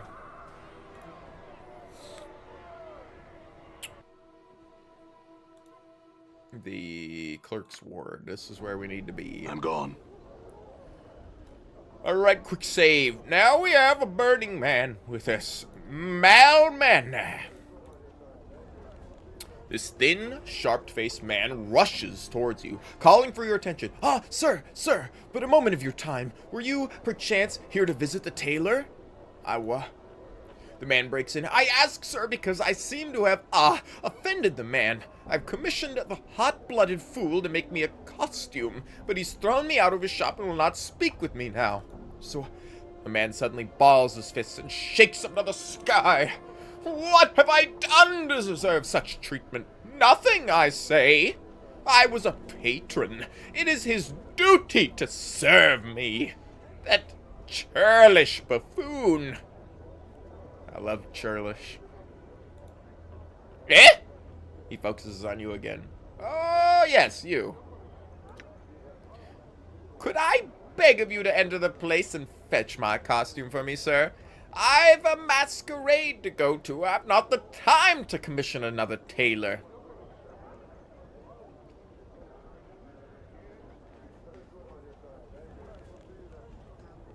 Updated my journal. Oh, most excellent, sir. 'Tis the very building right here. He points to the long, low structure just north of him. I thank you, sir. It's not really a low building, is it? Peering through the cracks in the shutters, you see what appears to be a tailor's shop. Well, might as well go in. Maybe I can finally get some clothes. Conclaves. Racks of clothing, most of it very fine quality. Done. Stacks of fine cloth. This short, heavy-set, middle-aged man is wearing clothes that seem to be spun of glittering gold. In his hands he holds a bolt of cloth strung taut across a wooden frame. He's currently embroidering some pattern under the fabric. The man doesn't seem to acknowledge your presence. He continues to work at his embroidery, muttering under his breath as he sews. Shimmering motes of light seem to sparkle and drop from the tip of the needle. The man does not look up from his work, frowning distastefully as he answers you. Yes.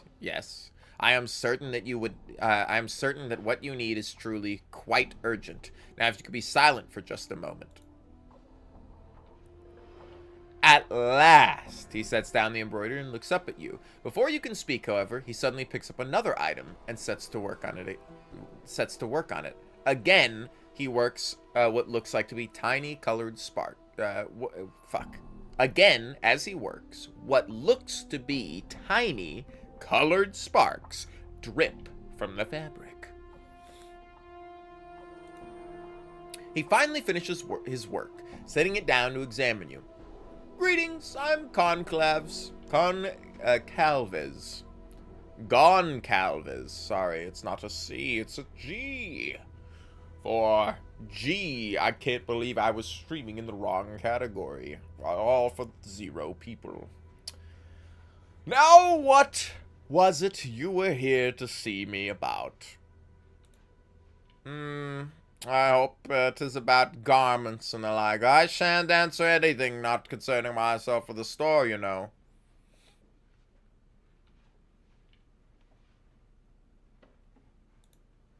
That? Nothing, sir, but a bit of the art, which I at times weave into fabric when the fancy strikes me. Those items which I lavish enchantments upon are my most special creation, and are rarely sold. Goncalves looks you over, frowning. Nothing that would fit you, that is for certain.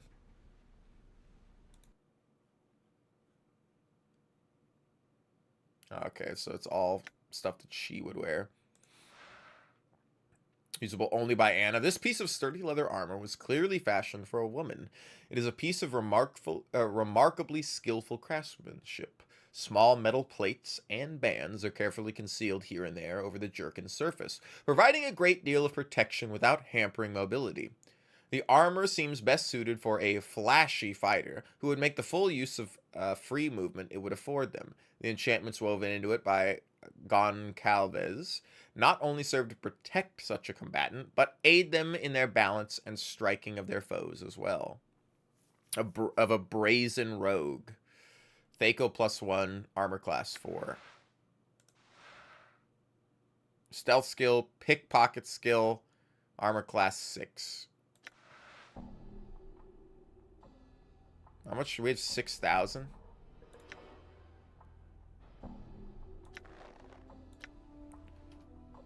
I'll buy that. I'll buy that for 3,000. It's better than yours. Armor class 8? Yeah, that sucks. Now you have -5 armor class?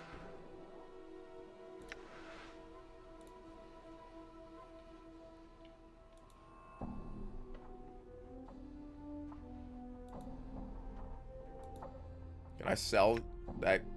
I can't. I don't think I can sell anything to you.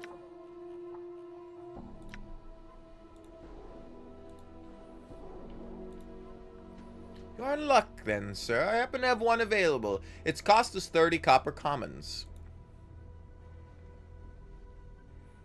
I would warn you, though, if this is for the upcoming masquerade of Lord Erd, many folk are already attending as dustmen.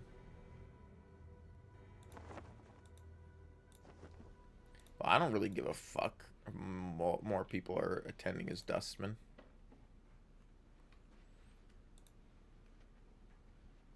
Is there anything else I could talk to you about, sir?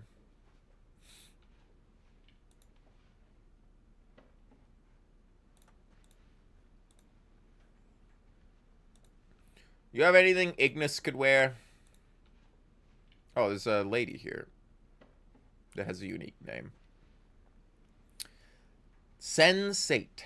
Please, sir, I've things to do. I'd appreciate your leaving me be, if you'd be so kind. Farewell and fuck off. That's my name. Don't wear it out. Fuck off. Done. Done. This man looks at you expectantly. Well? Well? Eh?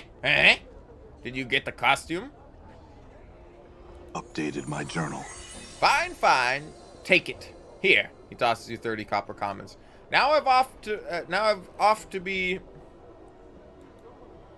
Did he? Blast. I would hate to arrive in such a common costume.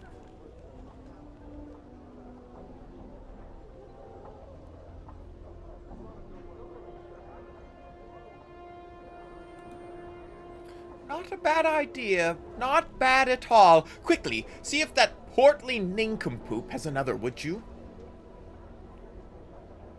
Updated my journal. Fine. This portly gone. nincompoop.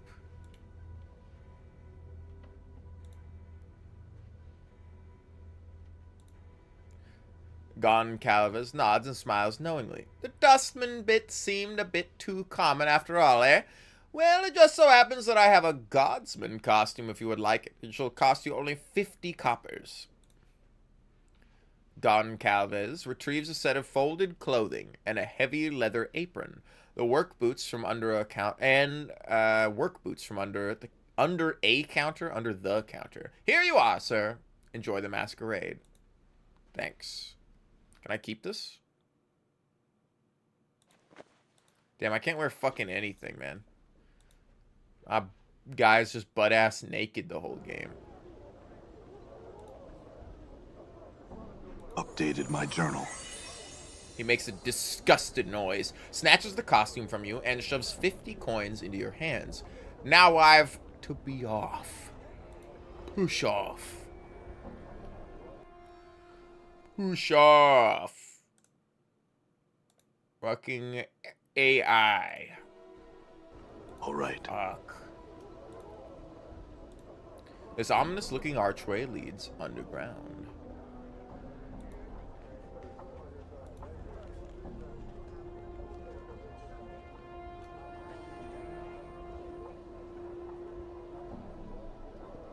Gotta talk to her specifically. Smell of alcohol wafts heavily from this young woman, and despite her dark skin, you can see that her face, beautiful but cruel-looking, is flushed. She is slender but well-muscled, adorned with exotic jewelry and translucent silk clothing. Numerous scars crisscross her thighs and forearms. They look to be from battle wounds. Awesome. Well, if we hear a little tiefling gutter queen come to scroll out of the hive, the woman pouts, talking as one would a small child. Are you lost, little tiefling? Oh, look it, as a tail, how cute. Anna flushes, and with a snarl, blades sprout from her fists.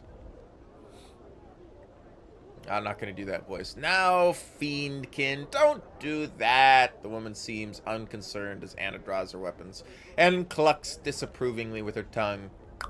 Careful now, or I'll remove that tail of yours and feed it to my dogs.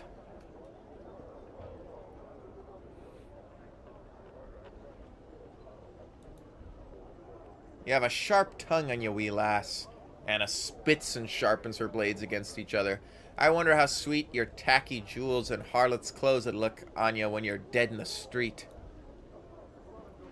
You filthy spawn of the lower plains! A bitch bastard that's not even a Tanari would keep in its pen. She draws her blade.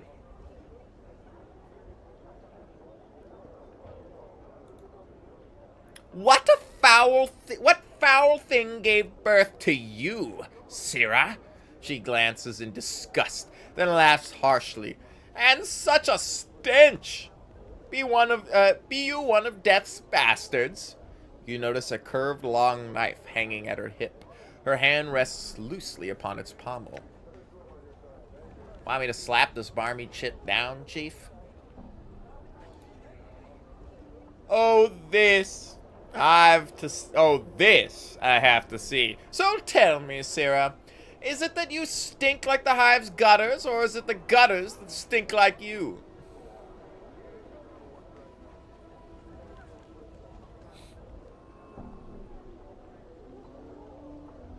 I have a lot of charisma. This might work. I love your addled ways, Chief. The woman blinks at you in surprise.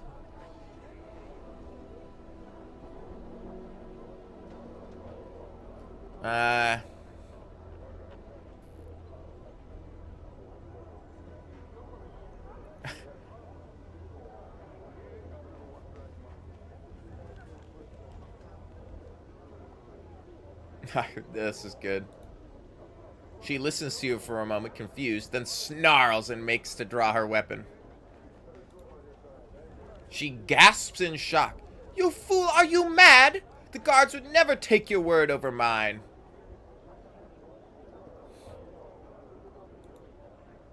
She stares hard at you, grinding her teeth. Let us drop the whole matter then, and be on our separate ways. Two hearts broken in two. One heart born to rise or something. Who will be the lonely one? One love who's crying now? It's the wrong song. But just mismatch, like mismatch. 6 Journey songs into one thing.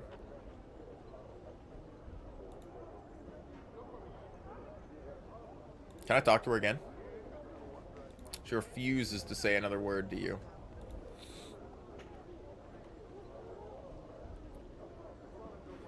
Okay.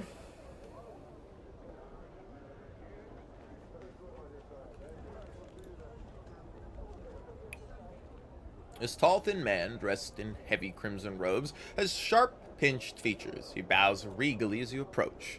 I am Salabesh, oft called Salabesh the Onyx, future mage tutor for the Civic Feast Hall. You have business with me, I take it? About what, Not the ward and the like, I hope. Plenty of more common folk can answer such questions. I'd just as soon direct you to one of them. A long tale which I'll shorten to save my breath. In my youth I was once called Salabesh the Golden, for I was said to have heart of gold, small, hard, and yellow. Well, I curse the fool who started that, so that he could only speak from his ass and defecate through his mouth, the onyx appellation. Along the same lines as the Golden, though, admittedly somewhat less clever, soon followed in any case. I'm a much kinder fellow now, far less prone to laying curses and the like. I'm not certain if I deserve the name any longer. Oh yes, you heard right. Salabesh sighs happily and chuckles to himself. That sort of thing is why I'm known as the master of curses, you know. I don't really need to talk to you right now, I don't think. Old poet, clerk's ward, Ellie Havelock. This kind-looking old man spares you only the briefest of glances before returning to his recitation. I'm not gonna heckle a poet.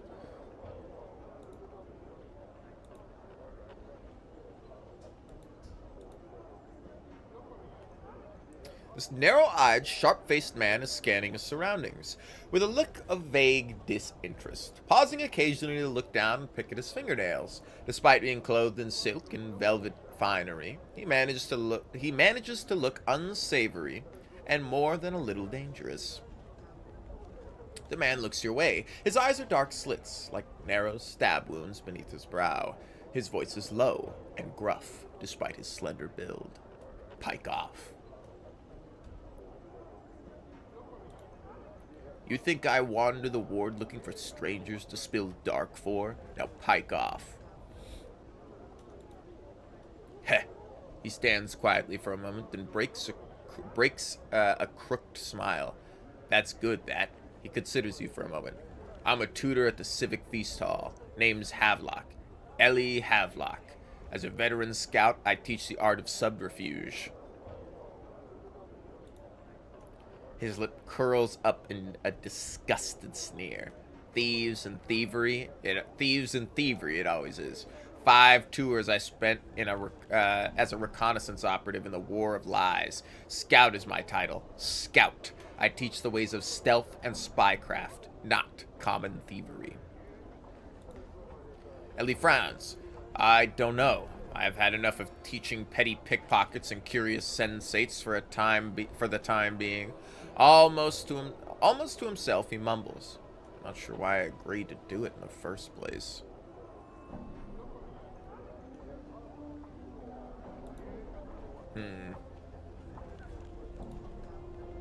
Ellie nods, mulling over what you said. There's no denying it. It's sort of sorry, though, when you look at it that way.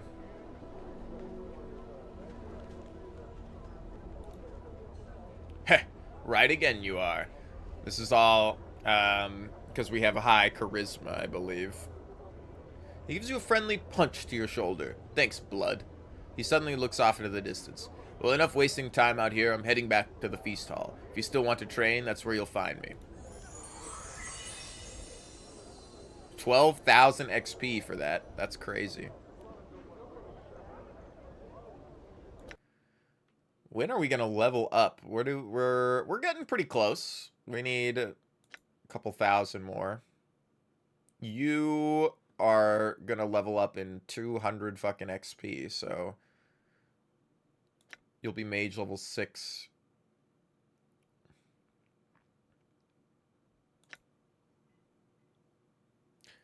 Mort is still a ways off, and you, I don't think we'll get to level up the entire game. I did get you early, but as early as I feel like I could have got you. Well, I could have got him earlier. I could have just moved over there instead of getting Mort back.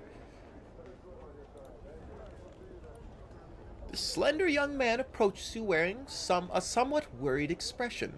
1,000 pardons, sir, but I'm looking for a certain man, and I think you might be able to help me. I'm a messenger, sir, who seeks a man, it's said, cannot die. A scarred man for whom death is nothing but the most trivial of annoyances.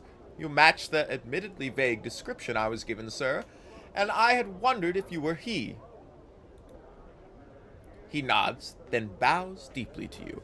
A message for you, then, sir. Mistress Jomley of the House Sirma, a lady of high standing, has sent me. Mistress Jomley would meet you in the civic feast hall where she would make a proposal, of which I know nothing. To you. She, should you choose to seek her out, she wears green silks trimmed with gold, and her hair is the color of blue steel. That is the extent of my message, sir. Farewell. Updated my journal. It's in the northeastern corner of this part of the clerk's ward, sir. 'Tis a large structure and should be easy to spot. Farewell now, sir. I gotta blow my nose and get more coffee, man. Holy cow. Also, I brought a couch in here. Well, it's a love seat. It's not really a couch, but there it is. I gotta put some stuff behind it so it doesn't because I can't push it against the wall all the way because I got like this Ethernet cord coming out of the wall. I gotta find one that maybe like comes straight down, out and down, so I don't fucking smush it. That would save me some space.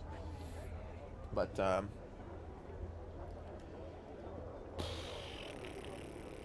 gotta do that. And then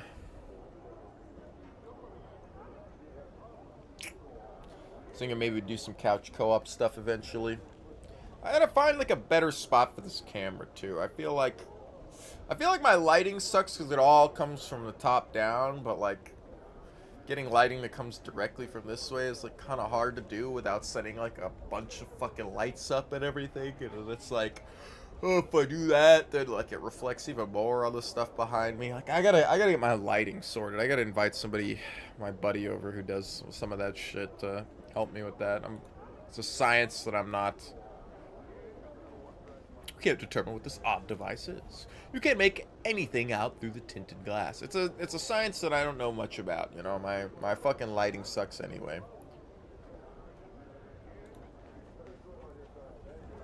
And this leaves the camera on an automatic ISO too, which is probably not great.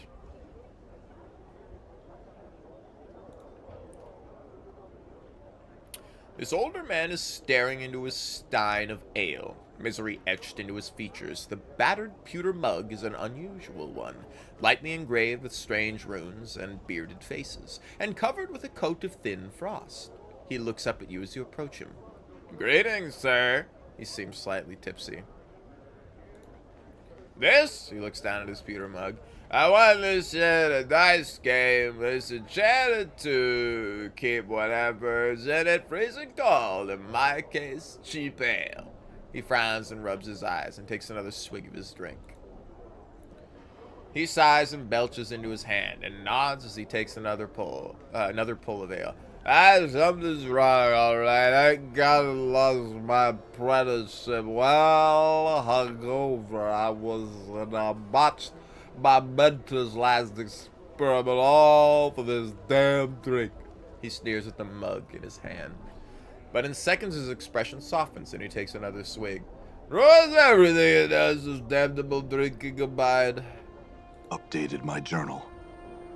I simply cannot. I want to, but I cannot. I just need to drink. I try to stay away, but I desire eventually.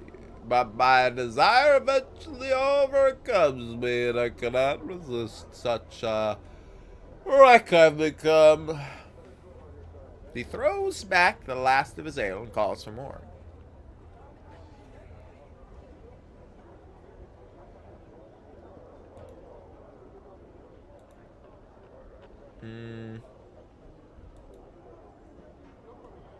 Good man, another ale, please. The smiling man nods carefully at you when you approach. Welcome to my cafe, good sir. What might I serve you? Some wine, perhaps? The man gives you a helpless sort of look. Humblest apologies, sir, but I make it a policy to serve drinks and nothing more. She'll have to look elsewhere for conversation, I'm afraid. Are you certain you wouldn't like a drink? Or some bread and cheese, perhaps? Dude, I would fucking kill for some bread and cheese, man. Oh, do you fancy martini?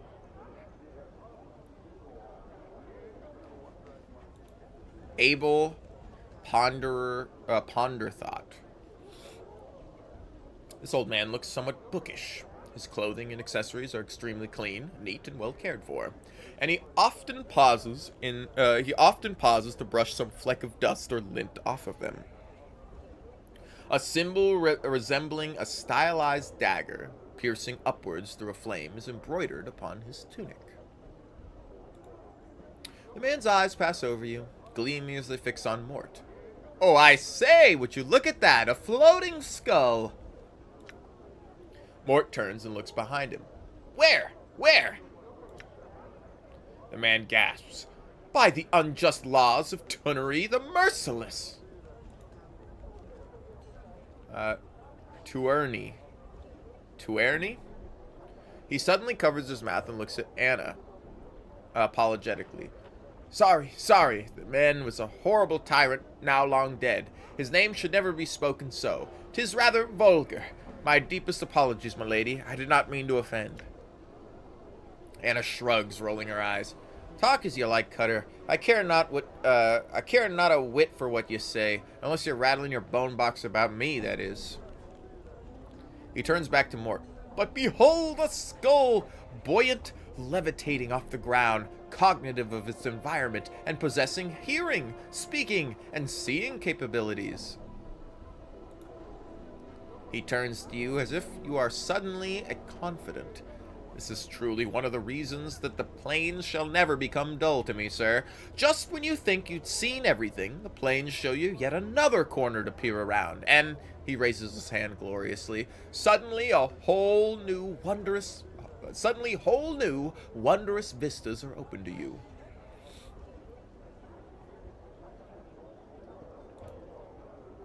The man ignores you, looking to Mort instead. I say, skull! Mort gasps. Look behind you, another floating skull! Let Mort have his fun. The man seems to have forgotten you entirely, instead, turning in shock to look for this other floating skull. No! Where? Where? Right where I'm pointing, there! Where? I cannot see it! Mort speaks with a mock exasperation. You just missed it. A whole parade of them. Probably never happen again in a million revolutions of the Great Ring. He turns and harumphs. I sense you also possess a peculiar degree of mockery. Mort bobs slightly as if shrugging. I prefer to refer to it as keen insights into human nature. He suddenly seems to see you for the first time. The man's eyes widen. By the unjust laws of Tunnery, He catches himself looking apologetic. I say, are you all right? You look... He fumbles for the words. Hurt? Aye, it hurts to look at him, it does. Fuck. Dude, when is Ignis gonna join in on the conversation, man?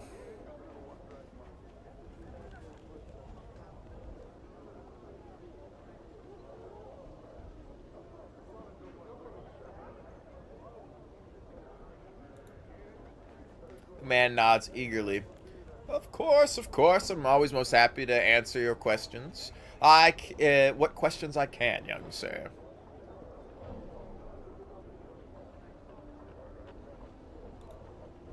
Ravel, if she truly existed, and there is little proof that she did, was a night hag, one of the inhabitants of the Grey Wastes, one of the lower planes, and believed by some to be the worst of the lower planes. As the legend goes, Ravel was mazed several centuries ago. She was believed of being a mistress of many strange magics, and apparently her presence in Seagull constituted a threat to the lady. I'm afraid that I know little about her. Fuck off. Fuck off!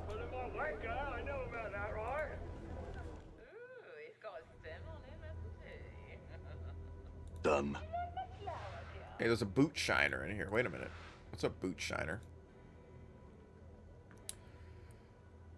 The young man smiles at you as you enter his tent, gesturing for you to sit down. Clean and wax your boots, sir. A wondrous shine for only 2 copper commons. And farewell to you, sir. Please return should you need your boots shined. Well, I don't really have any boots, bro, but yeah, I'll come in if Done. that's the case. This seems as decoration rather than security measures. This is the shit you see at the... It's actually made of rope and like hard plastic, and these at like the public playground. All right. Advocate. This is a beautiful silver mirror. Can I see myself in the mirror? No. Damn. Sucks. This man is dressed in soft blue robes covered with intricate designs. Despite their opulence, however, the robes look wrinkled and worn. You place the man's age somewhere between middle age and early 60s. The worry lines make an exact determination difficult. As you enter, the man turns slowly towards you. As he does, you are suddenly struck with the terrible sense that you know this man, or did at one time. The man squints as if trying to place you. Yes? Is there something I can help you with? Updated my journal. I am, Iannis. Iannis. He studies you and frowns. Were you looking for me? I am an advocate. These are my offices. Iannis's voice takes on an irritated edge. Do you seek counsel? If not, perhaps you had best test your curiosity elsewhere. Updated my journal. Mort breaks in a whisper. He's saying he's a lawyer, a counselor of one of those Burks who rattle their bone box at the courts. Iannis's frown deepens. An advocate provides counsel, helps others navigate the labyrinths of Seagull's legal system, arranges legacies for citizens to ensure that their property is divided as they choose upon death, defends those in Seagull's court who have been wrongly accused. He pauses. Did you need help in any of these areas? They are contracts that are deliverable at the death of the client. They provide specifics on how a person's possessions are to be divided upon the events of their demise. I have also heard them called wills. Oh my, no. The Dustman contracts, while they are deliverable at the time of the client's death, bequeath the client's body to the dustman. Not a pleasant business at all. But some who are poor of means to find the Dustman contract to be a means of support. Poor means, find the, yeah, okay.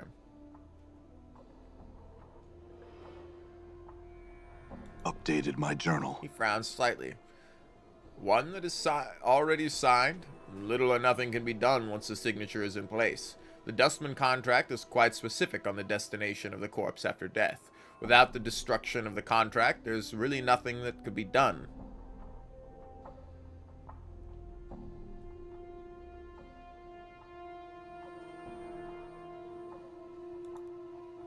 I'm not the sort to charge others for giving them aid of this sort. He smiles slightly. I'm an advocate, not a rug merchant, and greed is not permitted to step into my office.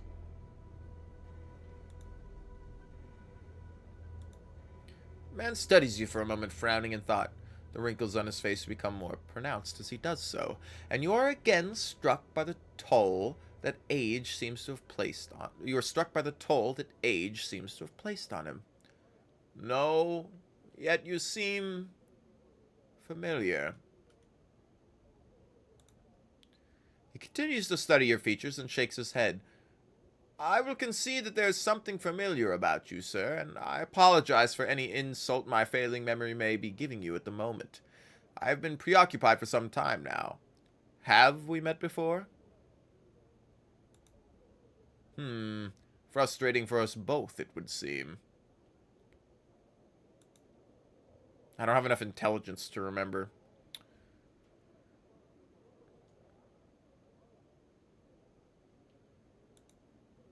You must excuse me. As of late, I've been beset by troubles. I'm afraid it has been rather trying. It has been a rather trying time these past few years. No.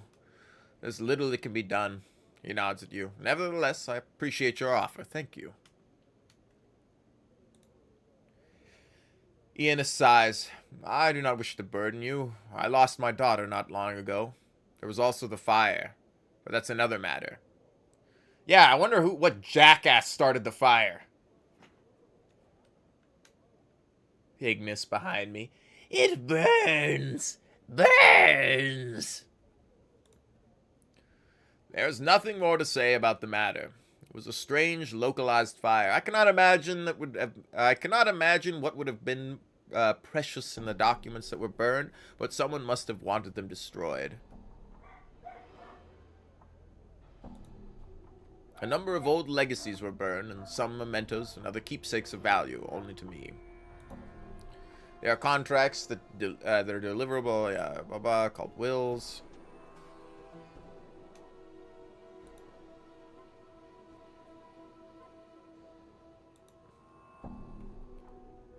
Dayanara, she was young. She had recently joined the Society of Sensations, the Sensates. Not an unpleasant faction. She had also met someone there. She followed him on a journey, and there she died. Her body... He looks pained. I was not even able to recover her body.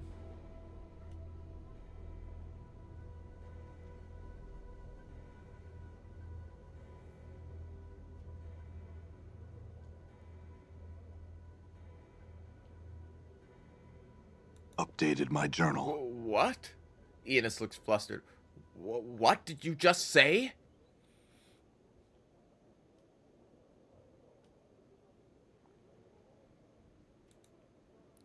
You spoke to her? Enos seems to become more confused by the moment. What distresses her? I see, perhaps... Enos frowns and studies you. His face has become like stone. Are you the one she left Sigil with? The one who led her on the journey that killed her?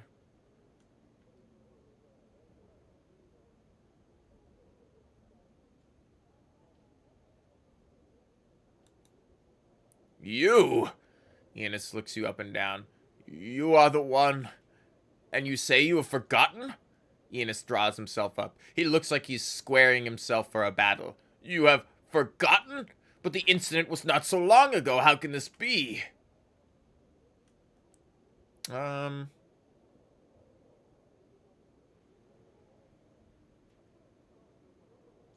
know I'm not supposed to tell anybody about my condition. You know, this is one of these where I'm not supposed to say things, and I wonder if this will have, I definitely didn't tell him on my other run.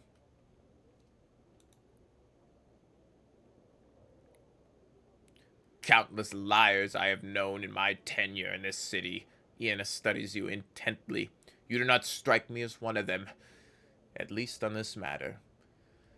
If you truly do not remember, then whatever befell you and my daughter on your journey must have left deep scars. Then I ask your word on this. If your memory returns and you discover what has happened to my daughter, return to me so that my mind may at last be at rest on this matter. Very well, then. Now leave. I wish to be alone with my thoughts. It was me! Oh, God. What is this? This solid crystal tank with several fish frozen inside. Oh, that's cool. All right. Time to get my boots shine. Harmonium officer. What does this say? Well, I didn't want to go down, but take me back up. This tunnel slopes sharply beneath the surface of the city.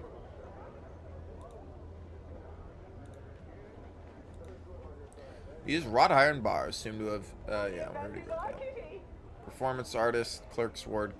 Can I, that's heckle this guy.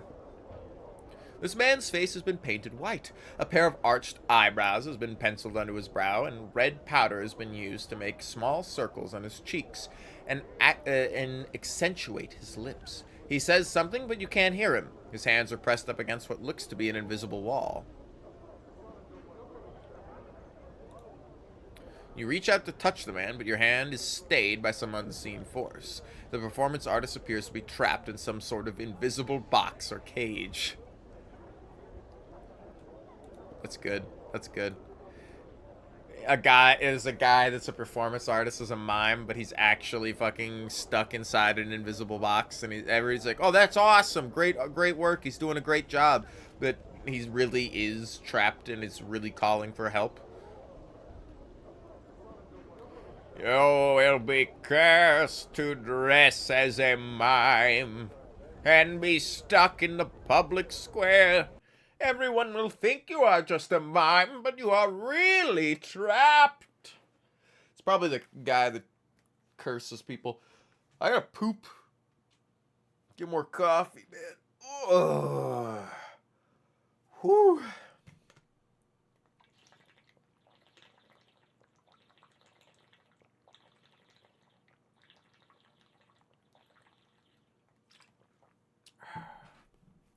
Man, I love Planescape Torment. It's very good. Oh, all right.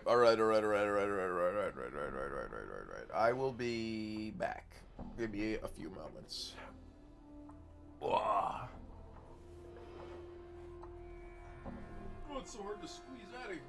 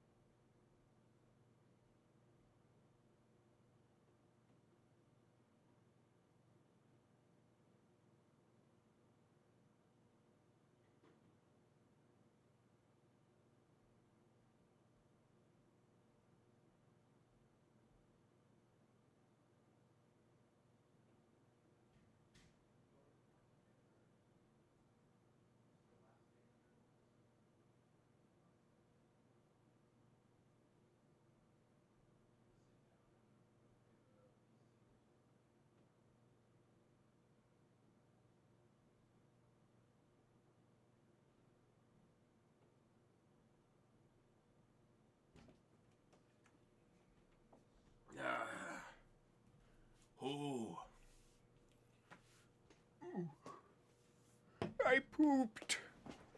I pooped. Yes. Yes. My God. A whole lot of shit fell out of my ass. Ooh. Burning, man. Sorry, Ignis. What the fuck? A bunch of fire arrows from Thief. I'm Yavanna. gone. Yavanna Bobana Momana. Before you is a well-dressed elderly woman in a gown of peach-colored and golden thread. She stands quietly, her hands folded together primly, and nods your direction.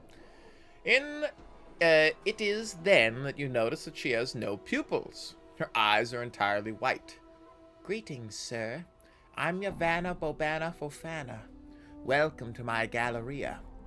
Feel free to look about, spending as much time here as you like. Should you have questions regarding any of the pieces, do not hesitate to ask me of them. One moment, sir. Your voice, it's heavy with age and wounds. Would you be so kind as to permit me to touch your face? Yavanna Bobana Fofana smiles, gently running her old hands over the skin of your face. She frowns, looking slightly puzzled. So many scars, both old and new.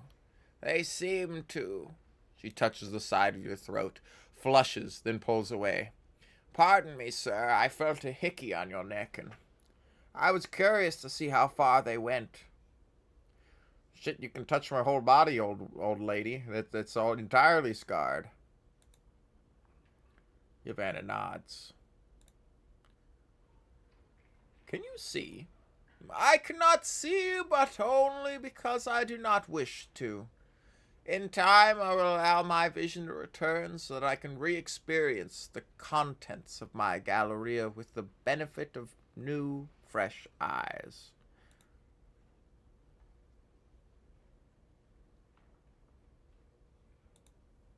I'm afraid that I do not go far beyond the Galleria. I cannot help you with this matter. You might try asking someone else. She is a night hag, one of the eldest Grey Sisters of the Wastes, who came to Siegel many centuries ago to peruse arcane experiments. It was believed that these experiments were against the lady's will, and that Ravel was thus banished from Siegel, imprisoned within one of the lady's mazes on the ethereal, where her body rests to this very day. Ravel was said to have been a master of riddles and puzzles, but it was believed that one riddle, one question in particular, was said to have plagued the ancient night hag. What can change the nature of a man? She issued a challenge to any who were interested. She promised to instruct any who came to her on her craft, if they could only answer the question to her satisfaction. If they could not, they consented to be her next meal. Many died coveting Ravel's techniques, and it was believed that until her final hours in Siegel, Ravel never discovered the answer to her question. Ravel's crime was believed to have been some means of trying to shatter the cage, trying to crack open Siegel itself for some unknown reason. Yavanna sighs. This is all I know of her. Of course, please ask. Never mind, old woman. I will talk to you later. Oh, you didn't match up your refresh rate on here. I can see the scan lines on this painting. This painting, an abstract work of greens and purples, writhes and ripples as it's watched. Closer examination reveals that the actual painted image is changing. rather than the canvas itself. A placard states, "Moment's glance from the walls of Mach Chama.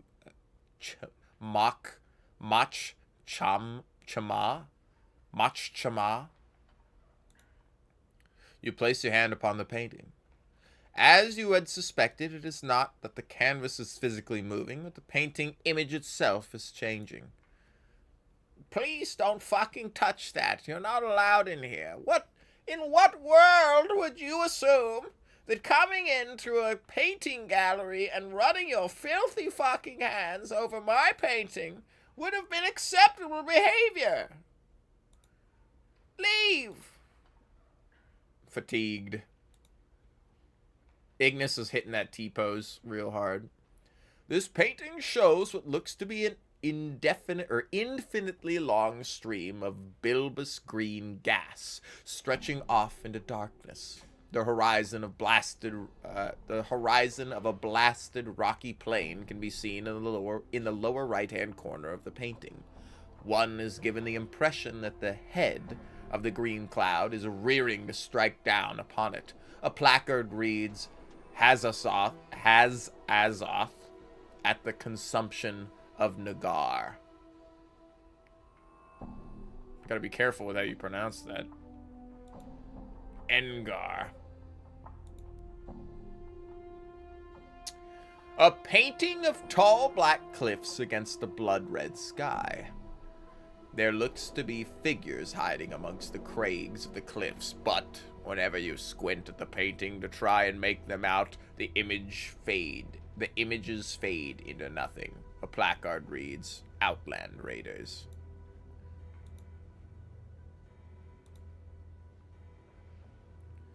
A massive horn of beaten lead, wound with brazen chains. The horn is horribly mangled, as if some tremendous force had crushed it.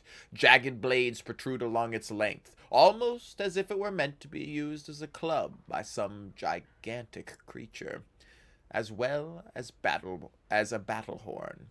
A placard mounted beneath the horn reads, "Cleansing Horn of Archeron." Try as you might, you can get no sound issue from the massive horn. Your lips come away from the mouthpiece, tasting of blood, smoke, and metal. Bro's literally in the fucking hall sucking the dick of the statue of David, going, "Damn, it doesn't get hard. What the fuck?" I mean, it is, but it doesn't. A brilliant ruby statuette stands on this pedestal, carved into the image of a winged humanoid. The figure is either demonic or angelic in nature, but it's difficult to tell which, because it refracts the light in the Galleria. It refracts the light in the Galleria strangely. There is no placard indicating what exactly the statuette is.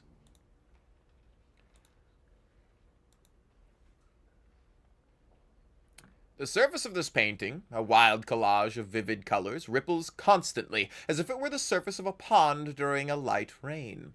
A placard reads, "Wave Motion Study Number 7. You place your palm against the canvas. You cannot feel the ripples themselves, though a cool, tingling sensation passes through your hand at first contact. I've put icy hot on my balls. The statue looks like it's about to make some angry proclamation. The sculptor has captured the essence of fury magnificently. The chiseled tension lines around the neck and forehead alone must have taken many long months to get correct. Fine cracks run over the entire statue, and there is a plaque attached to its base. The plaque reads, "This statue is believed to be the final fate of the Syrian sorcerer Gangoriadon,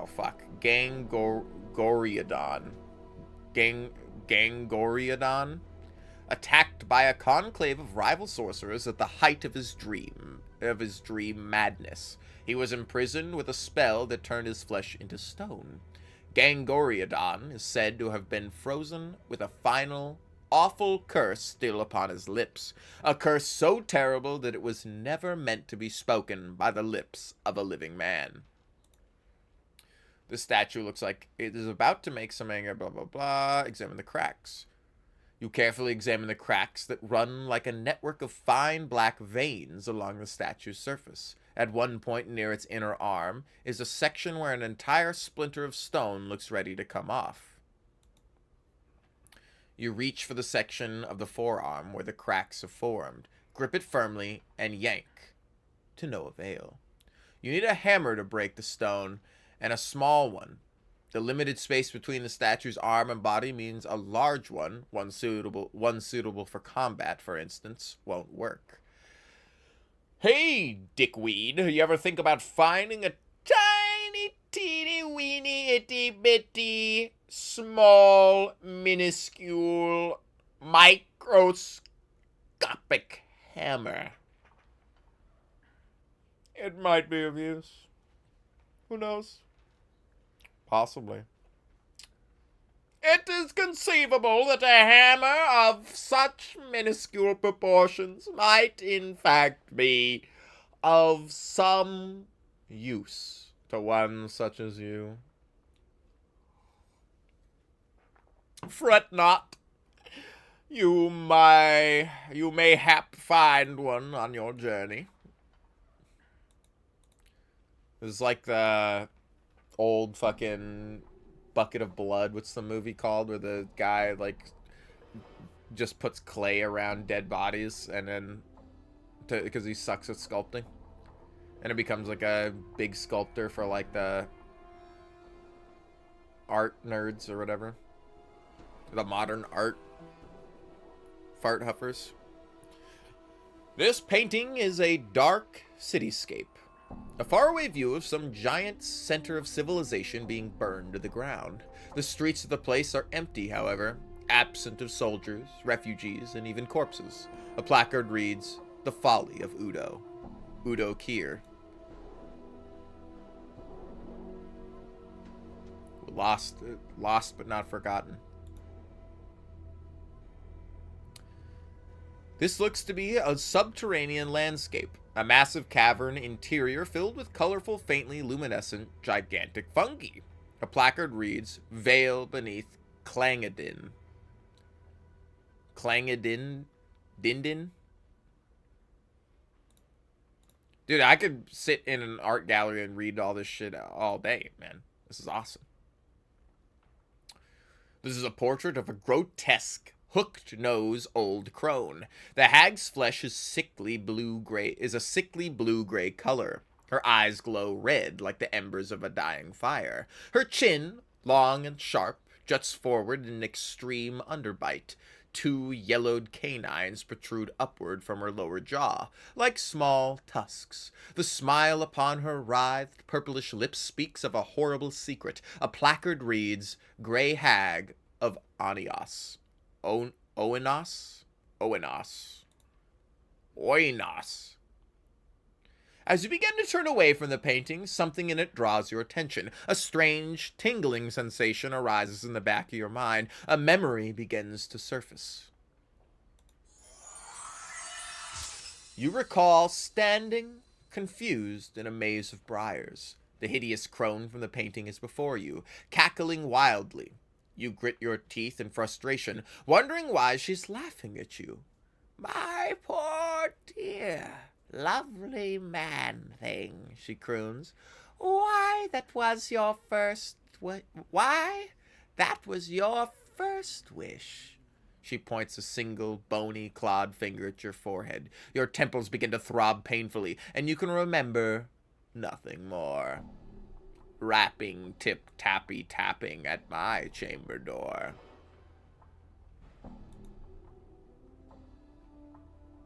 This painting depicts a shore scene, with a wide reddish-orange sun setting behind a peninsula or large jetty.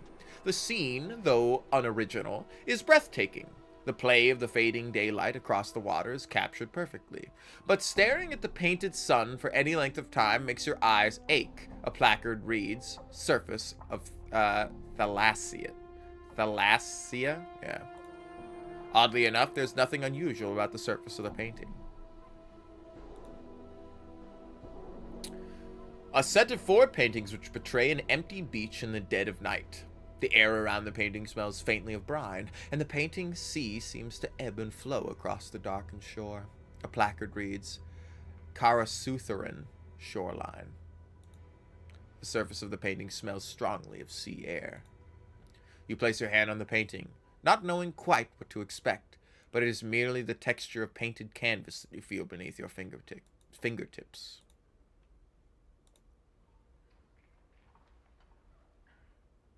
Come on. Out of the way.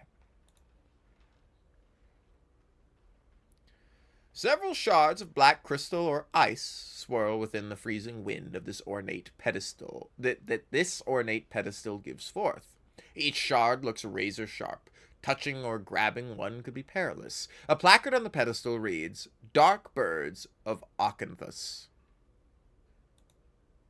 As you reach out, one of the whirling as you reach out to touch one of the whirling shards, your finger enters an icy wind that rises from the pedestal. Instantly, a coat of numbing frost forms around your fingers, causing you to momentarily draw back.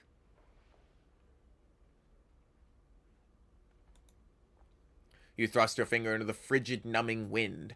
Unbeknownst to you, your forefinger freezes solid as one of the black shards spins into it. Your fingertip breaks off with a sharp crack and goes skittering across the gallery floor. The icy dark birds remain in their whirling orbit as you wait for your fingertip to grow back. Well, just make fucking heal one. Just make Ignis do it. Yes.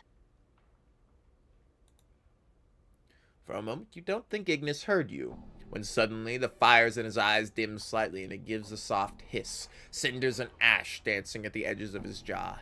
Ignis once knew nothing of flames.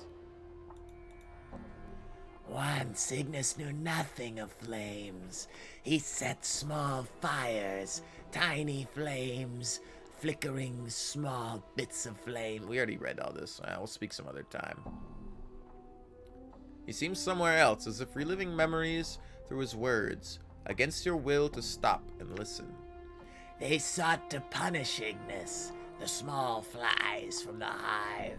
They wished to see Ignis burn after Ignis has set fire to the streets. Tiny magelings, hedge wizards, rune casters, tiny sparks of magic aim to punish Ignis for hurting their loved ones. They sentenced Ignis to burn, made Ignis a torch, a spitting flame, burning, burning. It was justice, they said. Justice. You watch mesmerized as Ignis begins slowly turning again as he did above the grill in the smoldering corpse. But it was not a sentence. There is so much flames and pain, and there is no pain.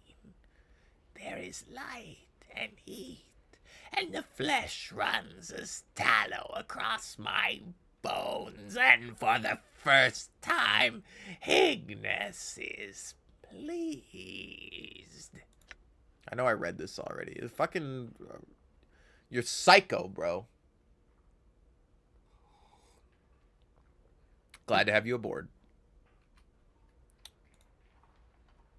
Alright, we got 2 paintings left to look at, I believe. This painting shows an enormous granite keep, a hideous thing, long and low, covered in leering gargoyles, suspended in what looks to be the night sky. A cloud of crimson and violet vapor whirls in the background. Along the right side of the painting, a placard reads simply, "The Library." The hundreds of chipped, translucent green glass which make up this stained glass window don't appear to be held together by anything, but rather remain free-floating and mysteriously suspended within the iron frame's boundaries. The shards ripple and move in slow waves. causing bizarre patterns to fluctuate across the window's surface, as various portions of it reflect the Galleria light in different directions. A small placard beside the window reads, Arcadian stained glass window. You reach out to touch the undulating glass shards, but find you cannot do so. Your hand stops just short of the surface of the glass. You succeed only in bruising your knuckles. The glass may as well be sheet iron. Well, let's talk to this lady again. I need a tiny hammer, I guess.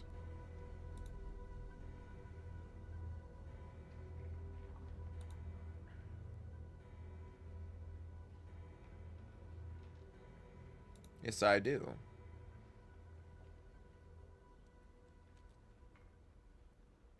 Shit iron. Sheet iron.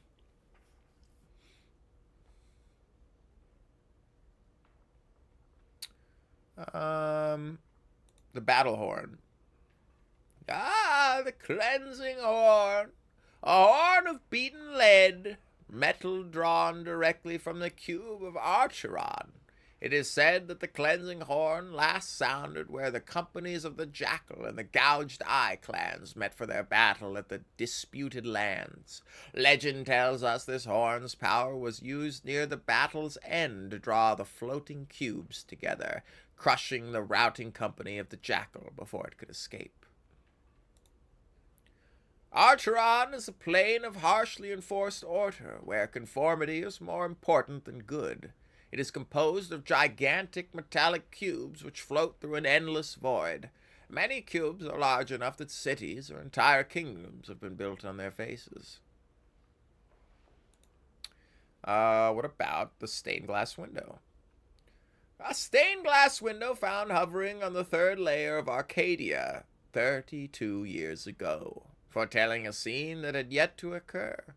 When the event came to pass, the images faded to leave what you saw behind.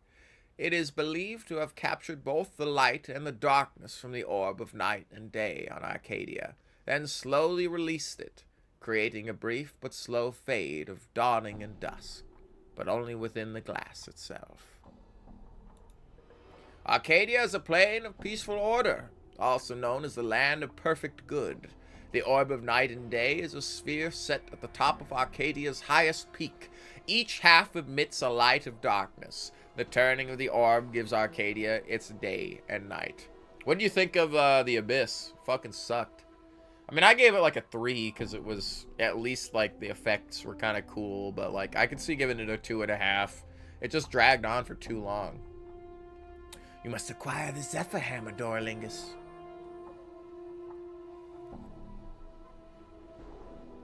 Damn, that was like crazy. Those messages just popped up, and it's 9:29.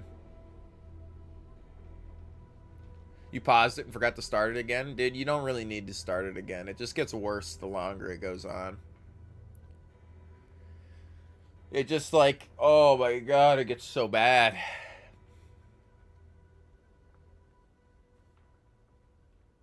I don't know if it's Twitch, but I feel like my chat has been really delayed the past couple days. It was abysmal. Tell me about the dark birds of Arcanthus. Updated my journal. All of them are chipped from the great magical sheet of black infinite ice that rests in the black belly of the plain of Arcanthus. Yavanna pauses, tapping her chin. It is said that this sheet of ice is the final destination of the river Styx, and that the recollections of all that have plunged into the Styx memory-destroying waters still lie frozen within the ice.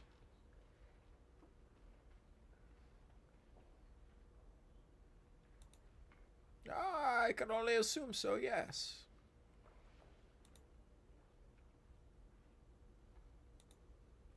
That piece was found in a cathedral. Sorry.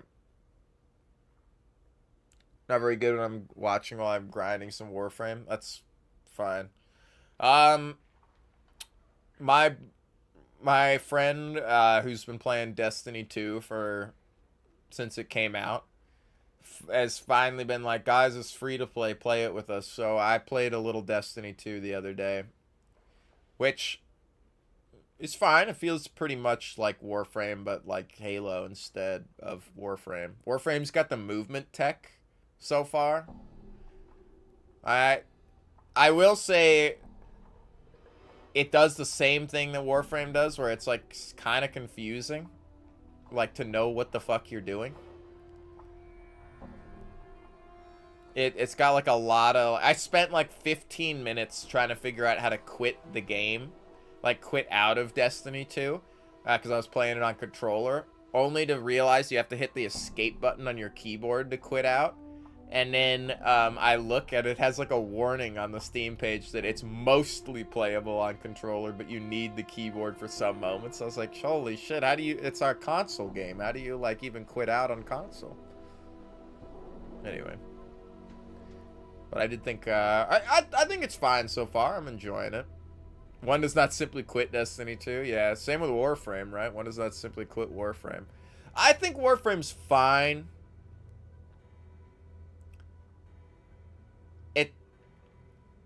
The things about Warframe that get me, though, are it's a little too... You know, at least in Destiny, if you get a rare drop for a weapon, then you can just, like, use that weapon. But in Warframe, you get, like, a rare drop for a weapon, and it's like, okay, well, now you gotta grind the materials to spend 48 hours crafting it. And it's like, okay, you know, or like 8 hours crafting it. And I'm like, all right. And then it's like, oh, but your inventory's full. And so you have to delete items from your inventory to like, I'm like, there's a little bit of stuff in Warframe that kind of irks me the wrong. Not that I think Destiny 2 is greater. Destiny 2 at every single possible moment is like, hey, check out the DLC that you could buy to go do this. Or like, we're going to vault content permanently so you can't ever play it again. These campaigns are not accessible anymore. And it's like, you know, I definitely am not saying Destiny 2 is better than Warframe. I'd still think Warframe's better than Destiny 2. But that being said, the things that irk me in Warframe, they don't have in Destiny 2. But the things that irk me in Destiny 2, they don't have in Warframe. So, you know. They fit a similar niche. Though I'm going to be playing some of that probably this weekend. That piece was found in a cathedral in the fertile fields of Elysium on the first layer, Amoria of the underworld, where it bordered the river Oceanus. The name of the piece is not known, but the skill and craftsmanship are believed to be one of the most striking examples of gem crafting in the plains. The mere way in which the piece captures, distills, and enhances the light through its facets is part of its breathtaking wonder. It seems to bring to light the possible ideological connection between the most evil and the purest beings of the multiverse. Fascinating.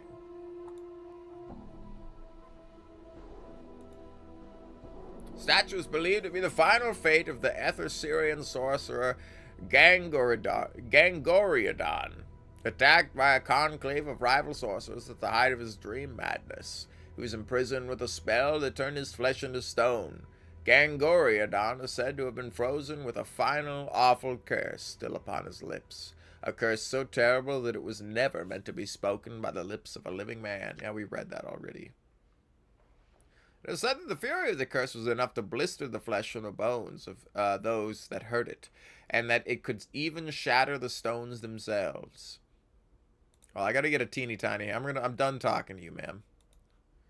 I talked to you for the next like 6 hours. So I've already been in that room for I'm gone. 45 fucking minutes looking at paintings. Cafe patron. Thug boss.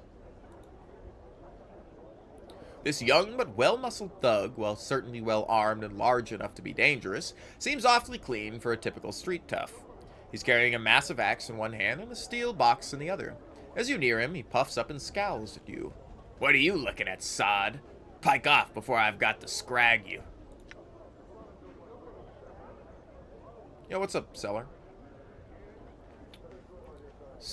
Scrag? What in the 9 planes of banter are you talking about, you idiot? Scrag's nagged, nipped, yanked by the the hard heads, you clueless, addled, covered Burke. He glares daggers at Anna, but says nothing. Stop shaking your bone box, Leatherhead. This is my territory, and you'll be leaving it quick if you don't want my bloods to tear you apart. Anna snickers, shaking her head. Rattle your sod. Rattling your bone box it is. I'd so like to see how long you'd last dropped smack in the middle of the hive acting as you are. Anna turns to you. Come on, let's be off. No use wasting our time with this wee-stemmed basher would be. His face flushes angrily as he gnashes his teeth in frustration. That's it. You've been piking asking for it. Get him, bloods. Bloods. He raises his axe and leaps at you.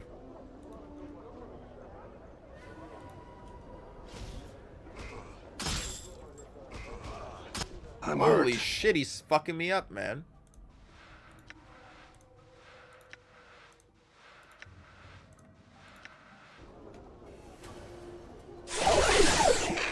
Just folly. I'm hurt. I'm hurt. Damn, the Karak sings true. My cock sings true. My cock sings, hey diddle diddle, what you playing on the fiddle?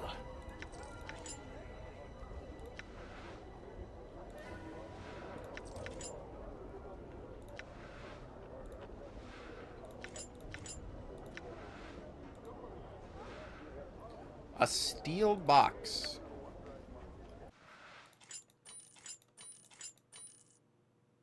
Phineas's key? Where did I get that? Send this to you. You have the blood charm.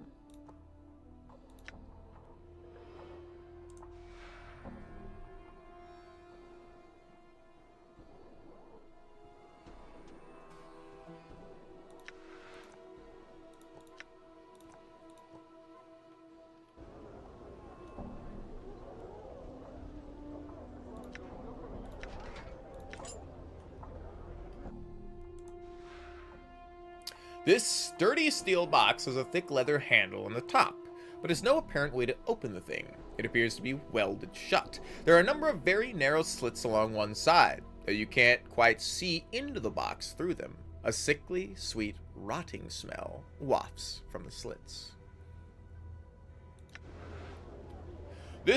Talk to the item. This thick leather handle, blah, blah, blah, sickly sweet rotting smell wafts from the slits. As you examine the container more closely, it shifts slightly in your hands. Something's moved inside it. There's a man's voice from within. Ho there! Is someone there by chance? My name's Mertwin. Anyone hail? Thank the powers! Have you seen my body, perchance? It's hard to miss. It's hard to miss him. Stumbles about with a silly wooden head on its shoulders. He must have worn his feet down to the stubs looking for me by now. Oh dear. Well, that would be a bit too much to hope for, eh?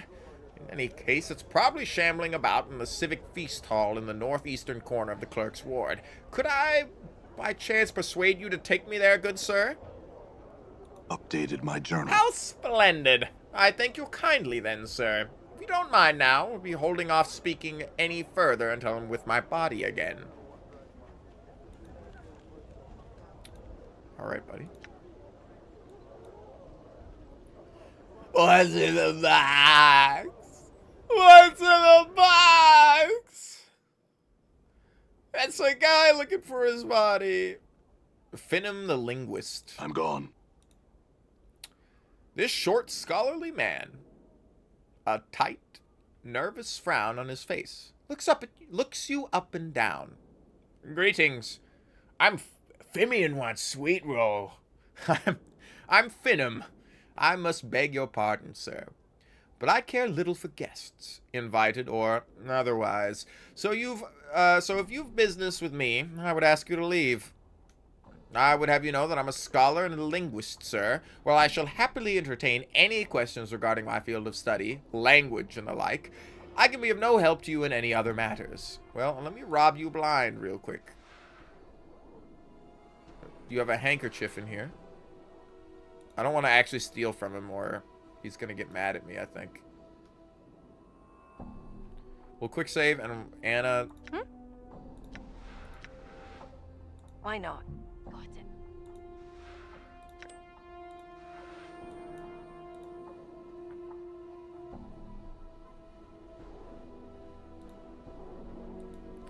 I don't have anything to ask him about language, but I did steal his shit. Let's send this to Anna as well. Oh, and this to Anna. Well, we do need to go to the hall that's up here. The colored glass of this window is cut to resemble large gems. I think, Beautiful globes, let me have at him. coming over into here.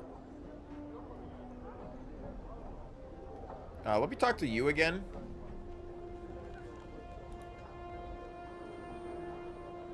Updated my journal. It's a prestigious position to be an official tutor in one of the Feast Hall training chambers. It's my intention to one day take the position of Mage's tutor, but the title is currently in the possession of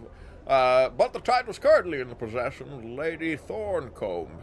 If only I could somehow prove that I'd be a superior tutor. Never mind. Farewell, fuck ass. Yolim. Splinter. Oh, Mertwin the Headless. Hold on, he's bumping into shit over here.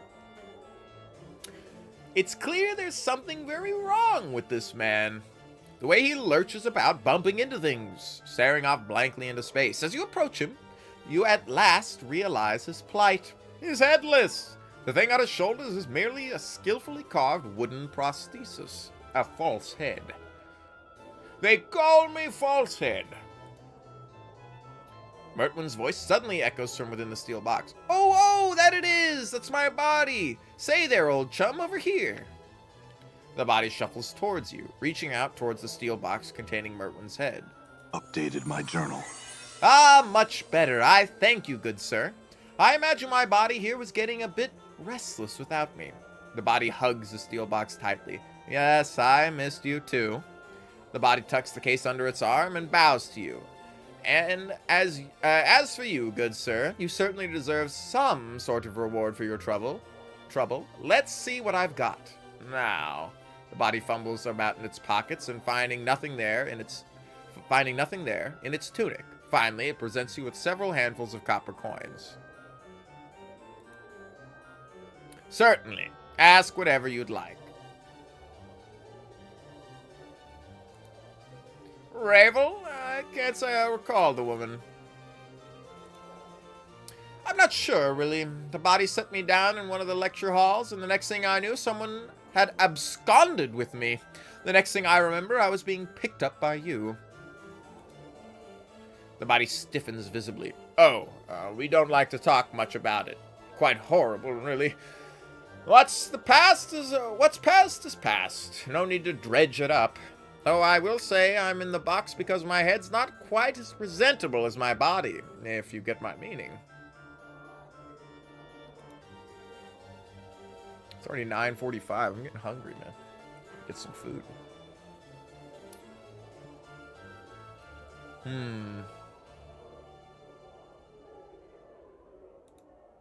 I mostly amble around the feast hall. You know, lumber here, lumber there. I'm not a sensate, mind you, but I just like to watch all the different sorts of people milling about. The body gently rocks the steel box, nodding the head inside. Yes, you know, the Society of Sensation. They race around trying to experience everything, figuring they'll eventually tumble upon some great dark of the multiverse should they keep it up long enough. The body shrugs. Mertman sounds confused. Doesn't everybody know about the Civic Fest Hall?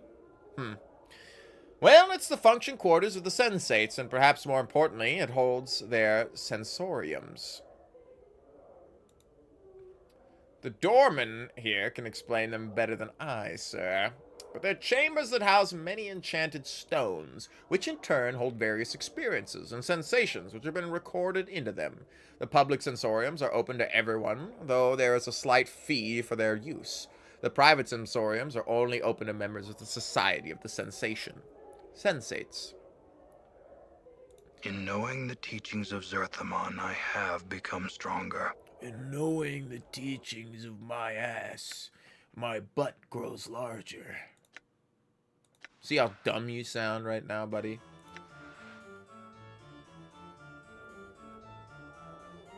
What the fuck am I saying, dude? What am I doing? What am I doing? What am I doing?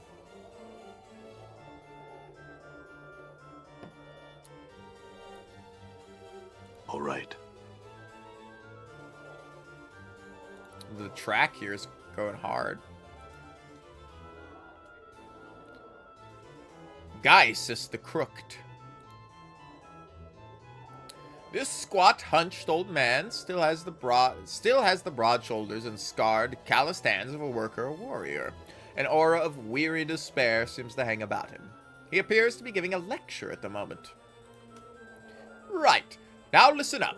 This is a seminar on the war. If ye ear to listen about the blood war, take root. If not, you're in the wrong all, and you best ump your soft, comfort-loving Sylgian limber stems out of here.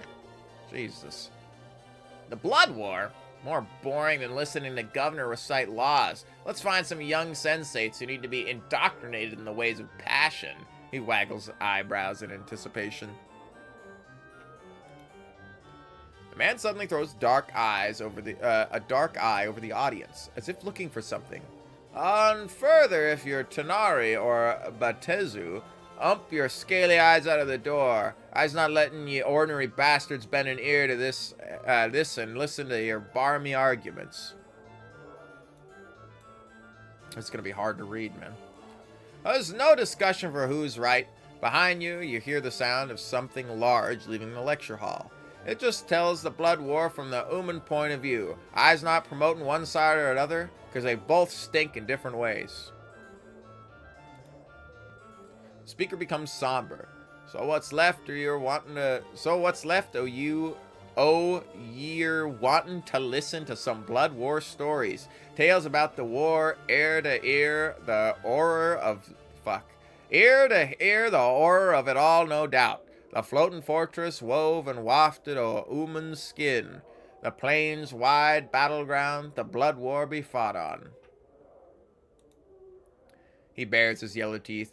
Tales of fiends locking fangs with other fiends. Gar snar! His snarl fades, and he looks suddenly bored. Well, let me peel back your lids and crack your bone boxes. 'Tis all it's all a steamin' heap of barmy nonsense to be dawdling on that forged dung. He spits in derision. My God, rolling his eyes wildly.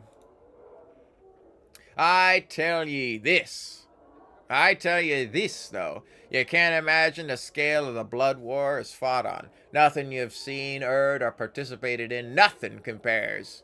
Time, numbers of legions, sheer bloodshed, nothing compares, Burks. To try and imagine it, forget it. My advice, simple. Stay away from the big bloody mess altogether. My God, how long does this go on? The only thing you need to know is this. Fiends are killing fiends. Batezu are slaughtering Tanari. Tanari are butchering Batezu. Right now. He spits again. Neither's winning. Don't think either can win. Biggest stalemate this side of eternity, thank the powers. That's it, he shrugs. That's it. I'll be answering any questions.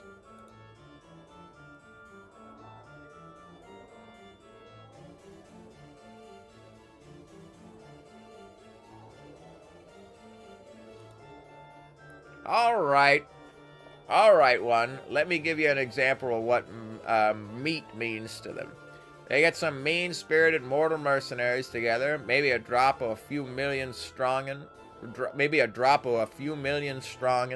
let them slaughter each other for no real reason at all. A pointless battle over some power-forsaken piece of land. Guess where all those souls go? Their souls sink into the plains, oh evil they fight on, where they can be ripped from the soup of the plain and set to fight again to fight again as lemurs or manes or whatever the pike and sod those little fiendish dung heaps become. The more of those sodden petitioners they get, the more troops they have. Alright, I have no more questions. Right, it's the last bit then. Some of you are sensates, so I got one thing to say to you. Don't sign up to see what these pike and blood wars about. Don't be a barmy idiot. Use a sensory stone if you gots to know, but stay the hells away from anything to do with blood war for real. 'Tis just not worth it, 'tis. For a moment a look of great pain crosses the man's face. It looks as if he's going to weep. Not worth it at all. At the end of this season, or so farewell. It's the end of the session, so farewell. Fucking hell, man. Bunch of warriors in training. Oh, it's you. I think. We've talked to you, right? Oh, man, I'm already getting tired of reading. We've done more reading today than we've done in most of the playthrough. It's a lot of... There was at least some combat to break it up. We haven't fought like a single guy today. Except the dude at fucking... We just fought to get the head. We fought like a few goons. This person is practicing various combat maneuvers on a wooden training dummy. They seem far too busy to speak with you at the moment. Thank God.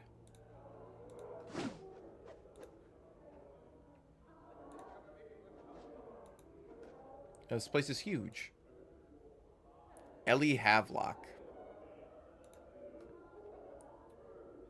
Huzzah! Who's arrived? Ellie shoots you a wicked smile. Welcome to my stomping grounds, Cutter. Ready to train? Let's save.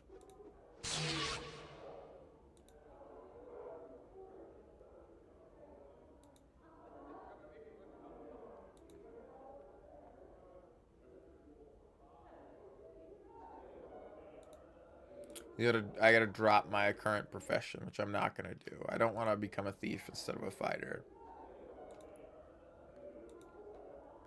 Death's Advocate. Sigillians, welcome. Please, take your seats and listen to the darks of which I speak. Darks? Give me a break. Really not gonna listen to this rattletrap, are we? Come on, let's go find some sensate chits that have never had the pleasurous sensation of tasting the fiery passion of a skull's lips. He waggles his eyebrows in anticipation. Nah, Mort is right, man. Fuck listening to all these guys. Mage in training, mage in training. Bunch of mages in training. No named character in here. Okay. What does this say? This rusted iron plate, bolted to the wall, was pitted, corroded, cracked, melted, and scorched in various places.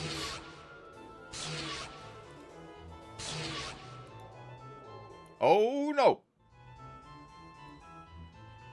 All right. Fest Hall Room Clerk.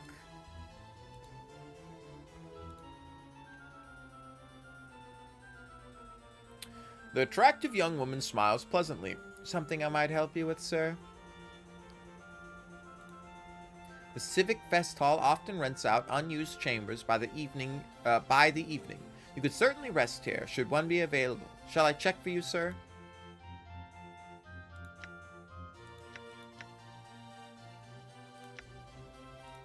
not gonna rent a room.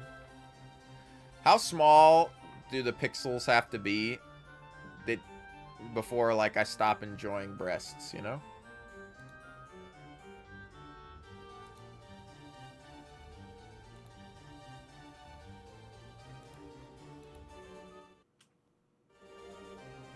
All right.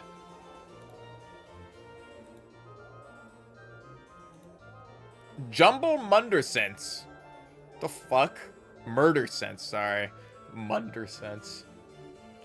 This short, balding man's orange tunic and rather sizable gut give him the look of a walking pumpkin.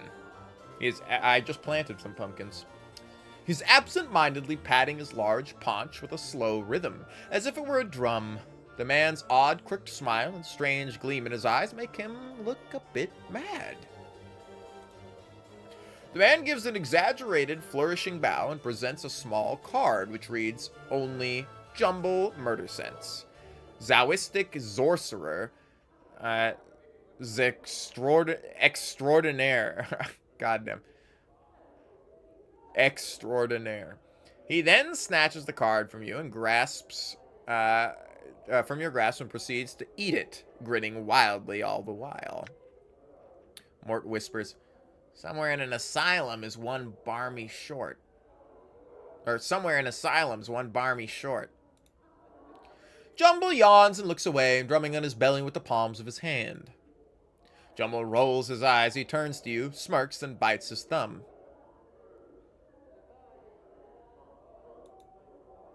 Jumble cocks his head and gives you a stupid grin. Slowly he shrugs, then shuts his eyes and sticks his tongue out at you.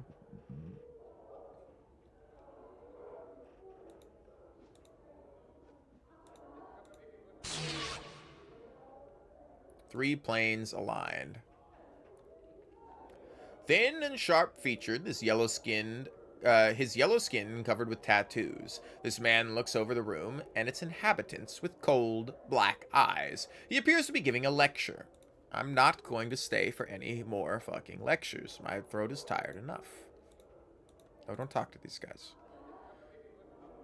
Montague?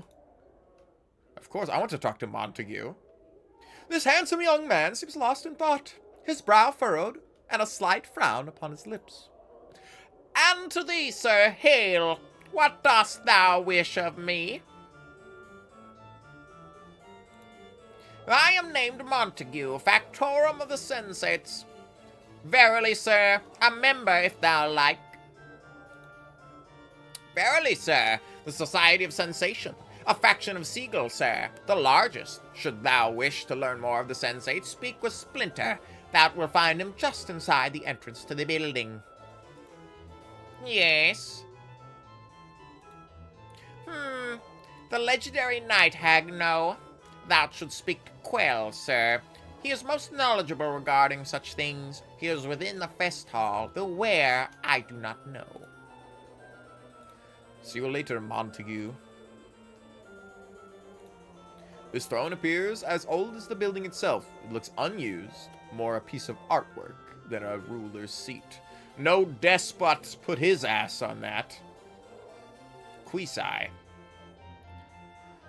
This is a life-size granite statue of a gentleman standing with his arms at his sides, his eyes closed.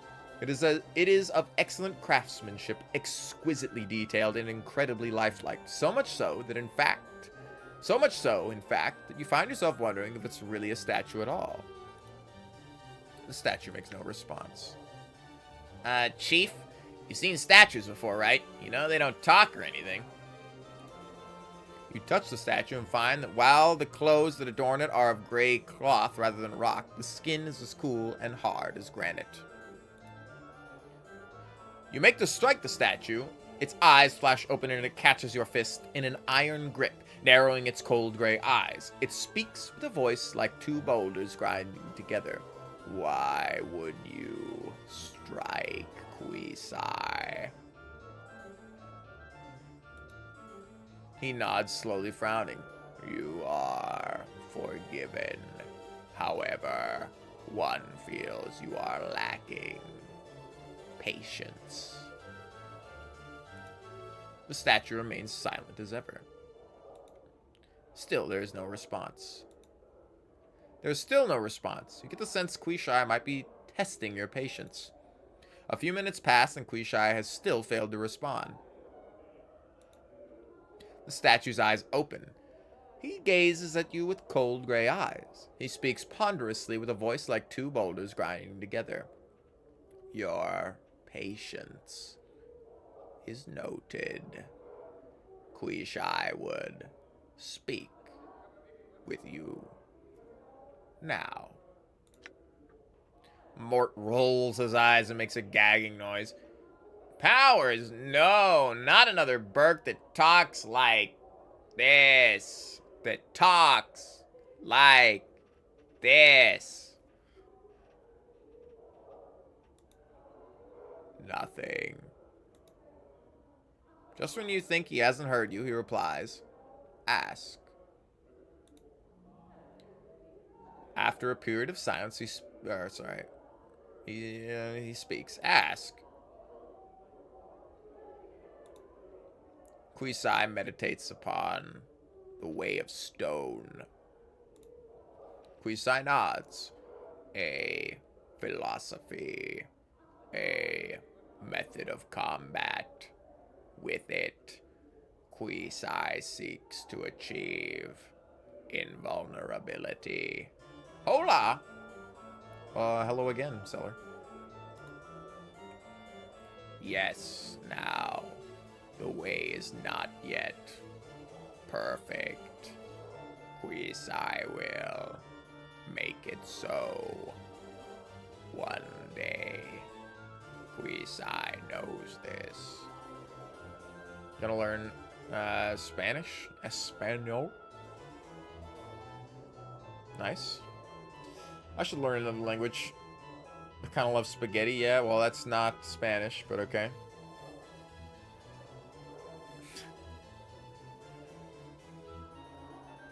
That's good. That's good.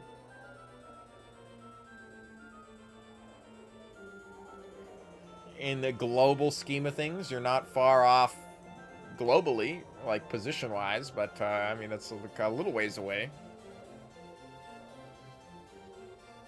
Spaghetti is from Italy, so you'd be learning Italian if you wanted to learn Italian. Unless those are just two completely disconnected statements. Whoa! Quisai nods.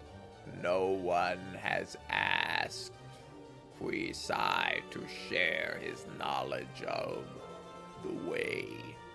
Quisai shall do this now. He begins to speak in length, slowly and carefully. Updated my journal. After hours of listening and many, many questions. Oh, nice. So I got -1 armor class permanently. That's fucking awesome, considering I'm butt-ass naked. You come to understand what little of Quisai's way of stone he can teach you. In combat, you will use it to resist and deflect your enemy's blows, improving your armor class. Thanks, Quisai. Farewell. I now have 4 armor class. -1, -5, 2, and 3. Respectively.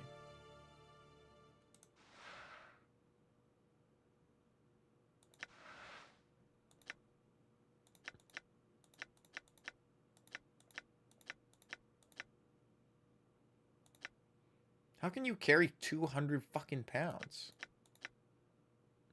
Both of you guys can carry more than I can. I can only carry as much as the fucking mage?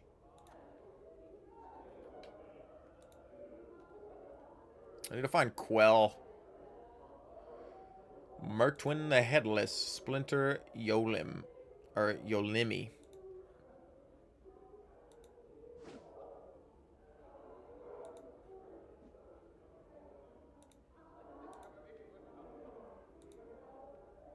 Merriman.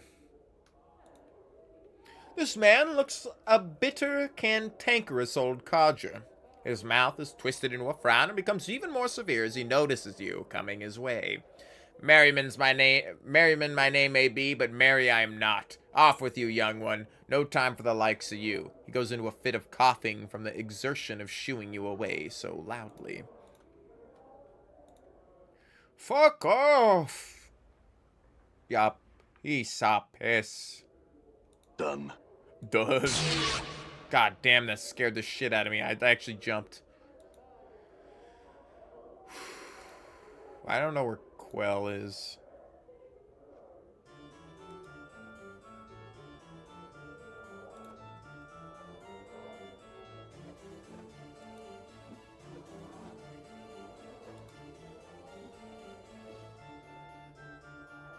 He's probably in one of the rooms. Alright, let's talk to you. We'll get 2 more people to talk to.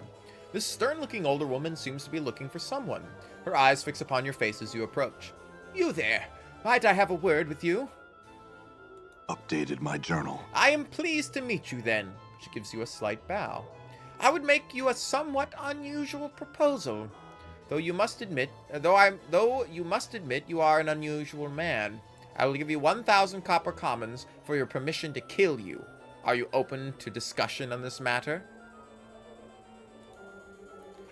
Yolimi, yeah, doesn't bat an eyelash. But why not? I thought it might be an interesting experience, paying someone for the privilege of murdering them. When I first heard rumors of your existence, how could I resist? So what is your answer? Shall we discuss the matter in greater detail? Yolimi frowns. One hears all sorts of things in the fest hall. How could one not eventually hear of a man like you? Again, I ask, will you consider my proposal? No, I won't. Fine.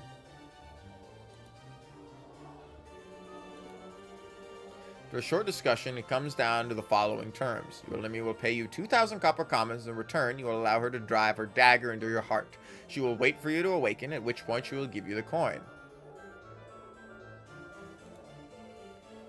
The affair is over in moments. She's already cleaning her blade and putting it away by the time you've recovered. After picking yourself up off the fest hall floor, Yolimi hands you several rolls of copper coins while you rub your aching chest.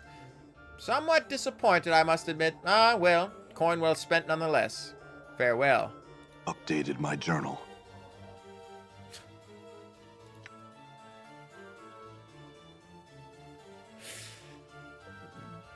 Okay.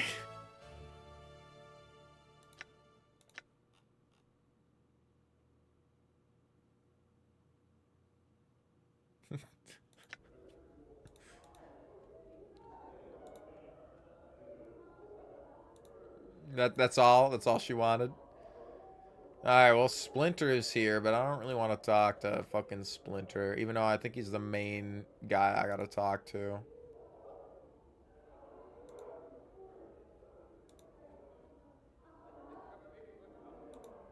Fuck you, Montague. Alright, let's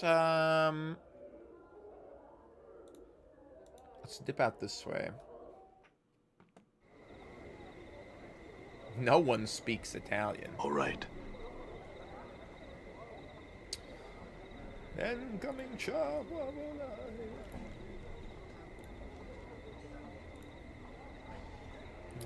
Alright, it's a good song. Volare. All right. These shelves are littered with containers holding various powders, liquids, shavings, and the like. Most are unlabeled. Pestle Clin. You see a wall-eyed fellow whose skin seems to writhe and ripple across his entire body. He's smacking his chapped lips with a blotched tongue. As you watch, his right eye moves independently of the left, focusing on you. A second later, the left one flicks to look your way, then reverts to its original position. The right eye blinks. A strange gurgling comes from his throat. The man gives a lopsided grin and points at himself with his right thumb. Pesto, I'm called the alchemist. He points at himself again, this time with his left index finger. The name's Clint. Need you something? Are you all right? His throat convulses for a moment, then relaxes. A large green glowing pustule suddenly bursts from the side of his neck. Something you need then, sir? His throat clenches again, and a wave of quivering flesh swallows the blistering green pustule back beneath the skin of his throat. He coughs violently for a moment, then seems to relax. Phew! The left eye rolls upward in exasperation. The right eye looks askance. Too much to drink. Potions. I've drank too many potions. His mouth slides down beneath his chin. His left nostril forms another one. The most I ever drank. That's for certain. Polymorphin they were and in limbo. The man's eyes turn inwards to look at each other. Then back to you. Dunno. He shudders. The mouth below his chin moves up to envelop the one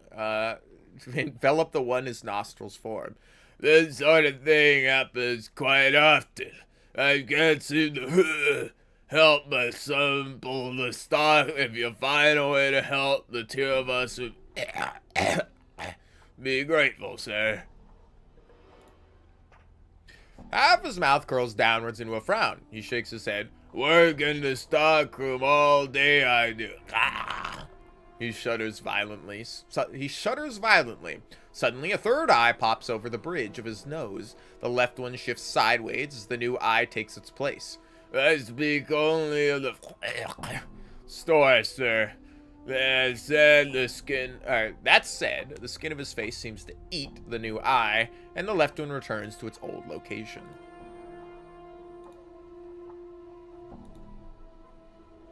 Weirdo. We won't buy my shit. Man, he sells nothing useful except the clot charms. Anybody else in here? Nope. Well, I don't know what I would do to help this man. I'm gone.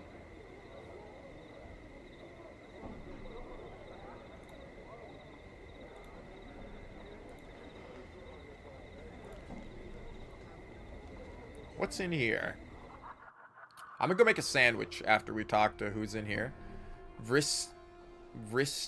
Chica. Done.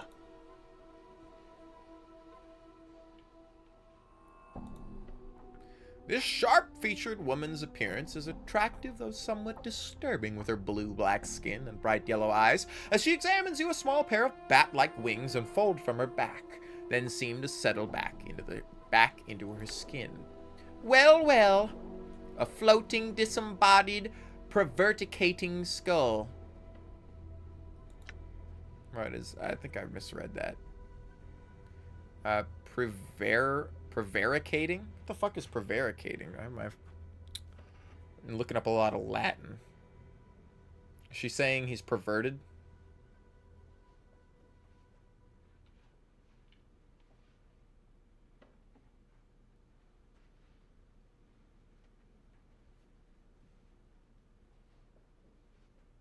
Ah, the act of avoiding truth by speaking evasively. She narrows her eyes. You are the scarred man who's been going around asking all the questions. She looks you up and down. You sure look lost. Did you want to come in, really? Or are you just casing the place because you have nothing better to do? Because Vrishchika, she indicates herself, can help you.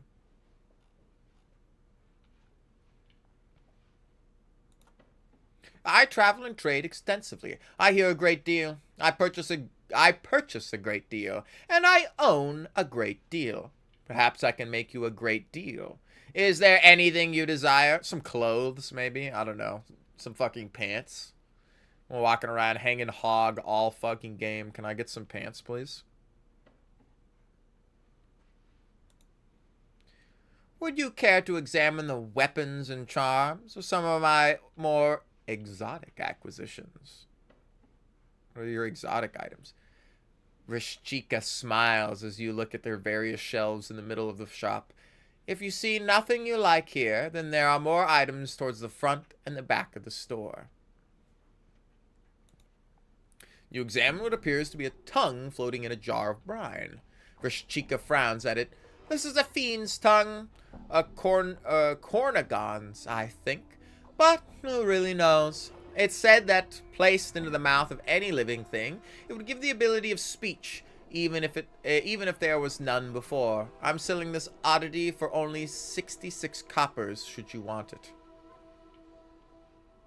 Sure.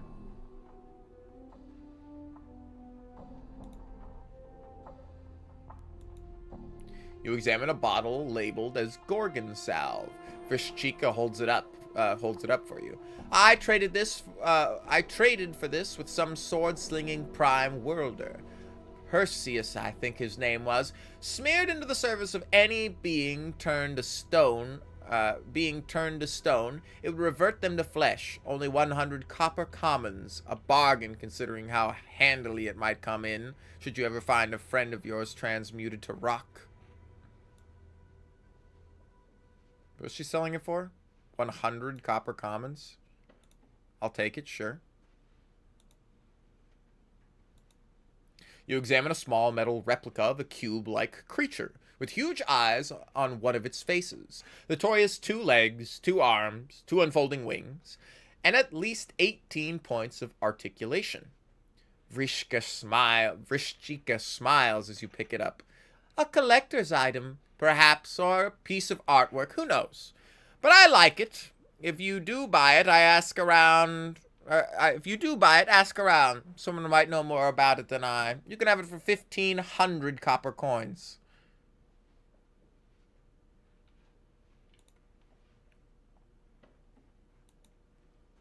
I love some monster jugs. What can I say? You examine a plain-looking jug. Despite its common appearance, you feel reluctant to touch the thing, as if it might bite you. Vrishka watches you, chuckling, then shrugs. It's a jug. It's got some sort of monster trapped in it. That's why your hair's prickling up like that. If you'd like it, it's only 123 copper. Yes, Vrishka purrs. A wise choice. The copper you pour into her hand seems to disappear the moment it touches her palm. She hands you the item. Please enjoy your newest acquisition.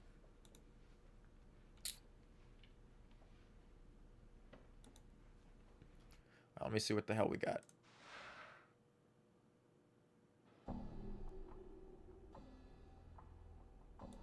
Is the ability to speech if there was none before.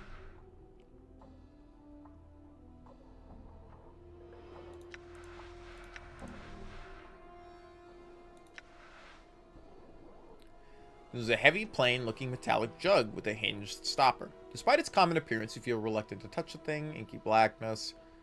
Unplug it. See what comes out. At first, there's nothing, but then a black, viscous liquid begins to bubble out from the jug's mouth, forming a slimy pool of steaming, tarry filth on the ground. As the jug begins to dissolve in your hands, the pool begins to writhe, throb, and rise to form a tall, hideous creature. This thing will not burn. My bite's not working on this thing. My bite's not working on this thing. Balance in all Bite's things. not working on this thing. Bite's not working on this thing. Your path is mine. Die. Ooh, looks like my skills have increased. 1,400 XP for that. All right. And he drops a golden ring, which we can give to you.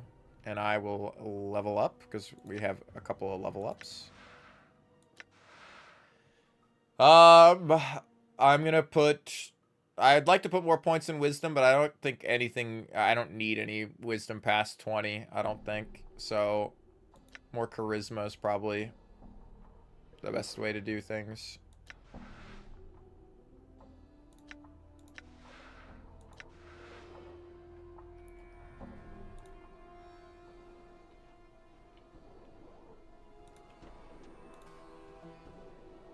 How much space do I have in my inventory? I have some space.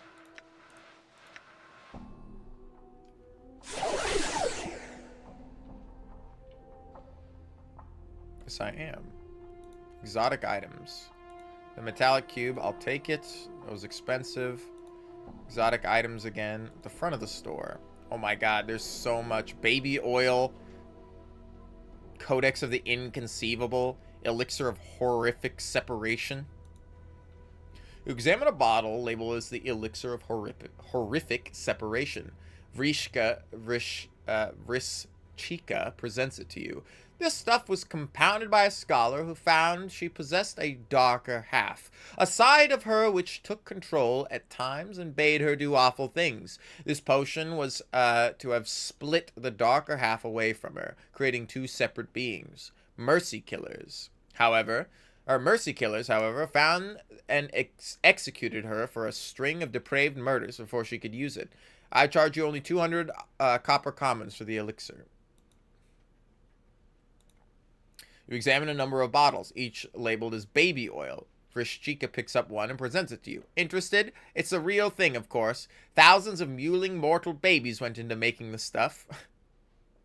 I actually can't buy that one. That's so funny.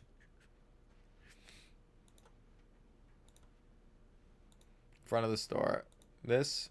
Examine a twisted little imp-like creature sculpted out of pure milk chocolate. It looks delicious. It looks delicious, does it not? Imported from the lower plains. These are rare, you know. Quite prized by lovers of chocolate and confections. It's a real quasit. A fiendish familiar, polymorphed into chocolate by powerful sorcery. It's only 190 coppers. You examine a rather unassuming book held by a tiny brass lock. That, coos Vrishchika, is the Codex of the Inconceivable. I'll only say that it's just... Well, I cannot explain it. Mere words simply won't suffice. You can own it yourself for a mere 1,000 copper commons, and believe me, it's well worth it. You examine a small glass vial labeled as Deva's Tears. These were collected from a Deva who was captured during the Blood War skirmish. The fiends tormented the imprisoned angel for eons before he at last escaped. This small bottle holds the 12 tears he shed in that time. Their price is but 100 copper commons.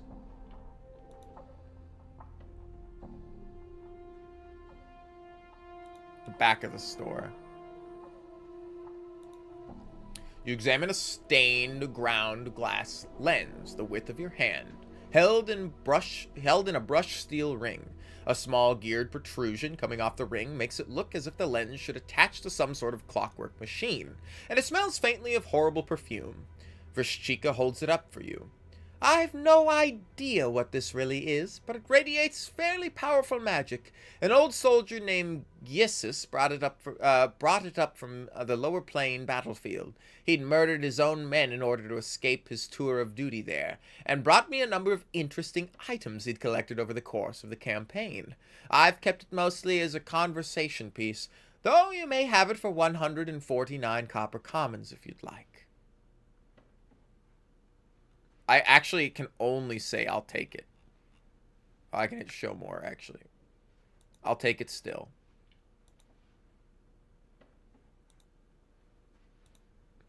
You examine a ring in a small padded case. Vrishchika holds it up so you can see it more clearly. This is Yevra's ring of almost invisibility. It makes the wearer invisible. Well, almost. I will part with it for the meager sum of 349 copper commons. Most of the shit's probably junk, but I'm gonna buy it anyway. You examine a large pewter ale stein covered in strange runes. Vrishchika holds it up for you to see closely. An ale mug of unusual manufacture, which keeps its contents, usually beer of course, icy cold, whatever the surrounding temperature. 290 copper commons, and you'll enjoy the frostiest ale you've ever had outside the paraplane of ice.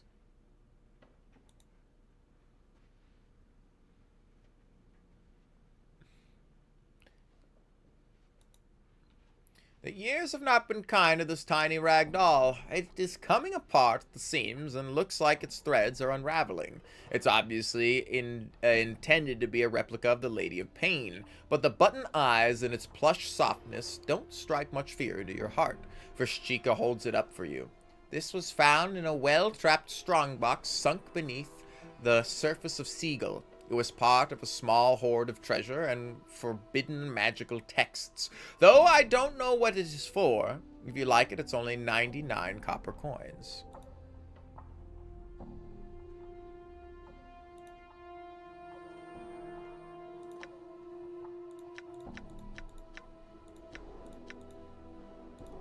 I can finally sell Anna's vest, which I don't need.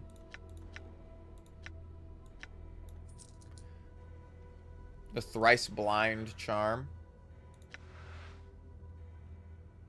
Teeth of the Fire Drake. I bet you can use these, huh? I don't have enough for them, though. Enchanted +1. I do need these for Mort. A magnifying lens. Usable only by Modrons. I don't have one of these in my party. I don't think. The Dread Bond. Usable only by fighters and living creatures. Immunity to panic +1 strength. There's a bracelet. Blah, blah, blah. Gives it an adrenaline rush. The Spider Bracelet. Hit points, intelligence, wisdom. Ashes of the Pabulum. Not usable by mages. Summons Trellans. These ashes are all that remain of a school of illusionists called the Pabulum. According to their expedition logs, they traveled to the plane of Shale in search of the lost works of Fosterer, a powerful sorcerer who once ruled an empire where the plane of Shale now lies. The naive illusionists were successful, and they stumbled across one of his lost works, a hive of viscous creatures called Trellans. The remains of the mages were found days later by two barrier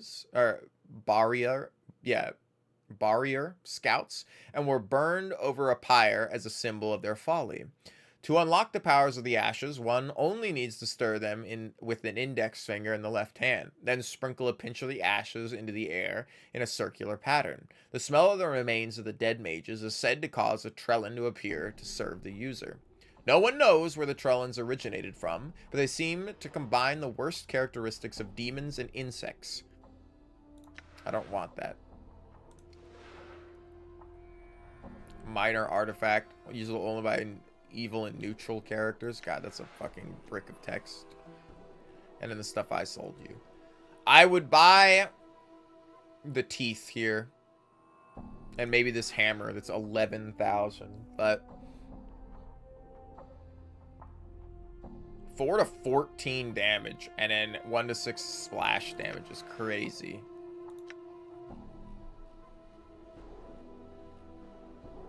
Cloud kill might actually be crazy.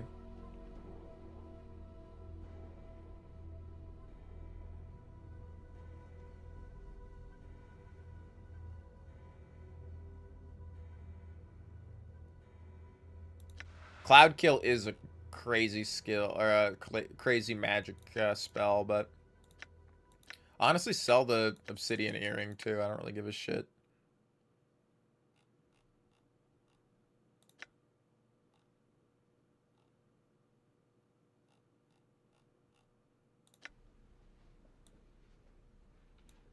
Done. Oh, where's this guy? This downtrodden little man scurries about the curiosity shop, dusting, cataloging, and moving things about for the place's proprietress. You notice he smells faintly of onions. He glances up at you nervously as you approach him. Please, sir, I cannot speak with you. I've work to do. My mistress simply won't allow it. I'm sorry, sir, but I can't. Please leave me be before my mistress notices me talking to you. Nice, nice. Several very large teeth, a dozen smaller ones lie stacked on a shelf above them. Well, I wonder, let's look at some of these items in our inventory real quick. So use this and then look at this. Beer goggles. Oh my god. I remember these. I remember these because I wrote this down, and I always write down video game ideas, and these were like one of it. Yeah, intoxicates the wearer but gives you immunity to panic. Like it actually being goggles that you can wear. It basically makes you drunk. But oh man, that's so funny. What would it be like to be intoxicated? These goggles are fashion. When the lens is equipped, the wearer becomes braver, stronger, but can't see the target too well. It's only -1 to damage. It's not to hit chance, though. It's Thaco, minus Thaco to missile weapons, though, actually. The years haven't been kind to this tiny rag doll. It is coming apart at the seams, and it looks like its threads are unraveling. Talk to the item.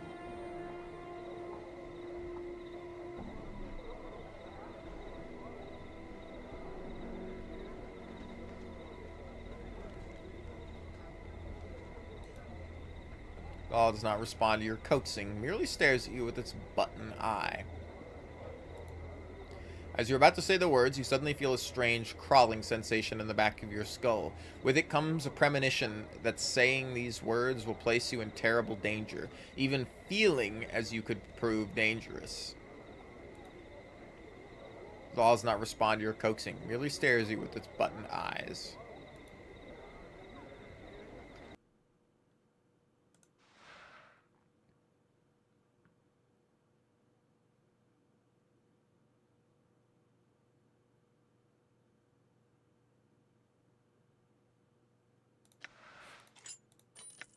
You're not wearing 2 rings, are you?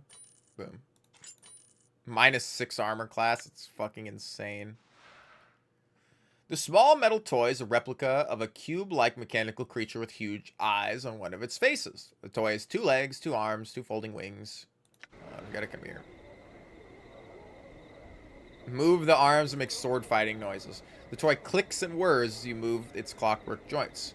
Within moments, the tiny cube has vanquished every imaginary opponent you have set against it, and is settled back to its normal position.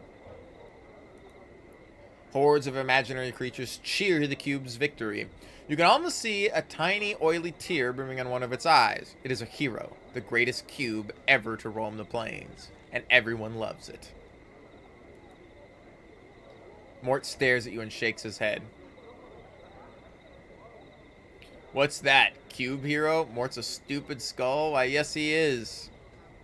Hey, I didn't say that.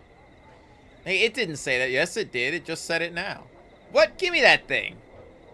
No, he's mine. He only wants to hang out with me anyway. Don't you, Cube hero? Yes, you do. I just want to hold it for a second. I'll hold it with my teeth.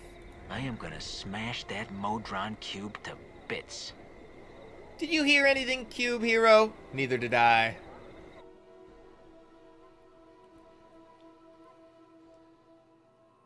Oh, I gotta buy the book.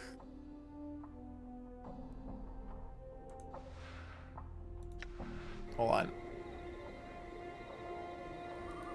There's a book in here to buy too. I forgot.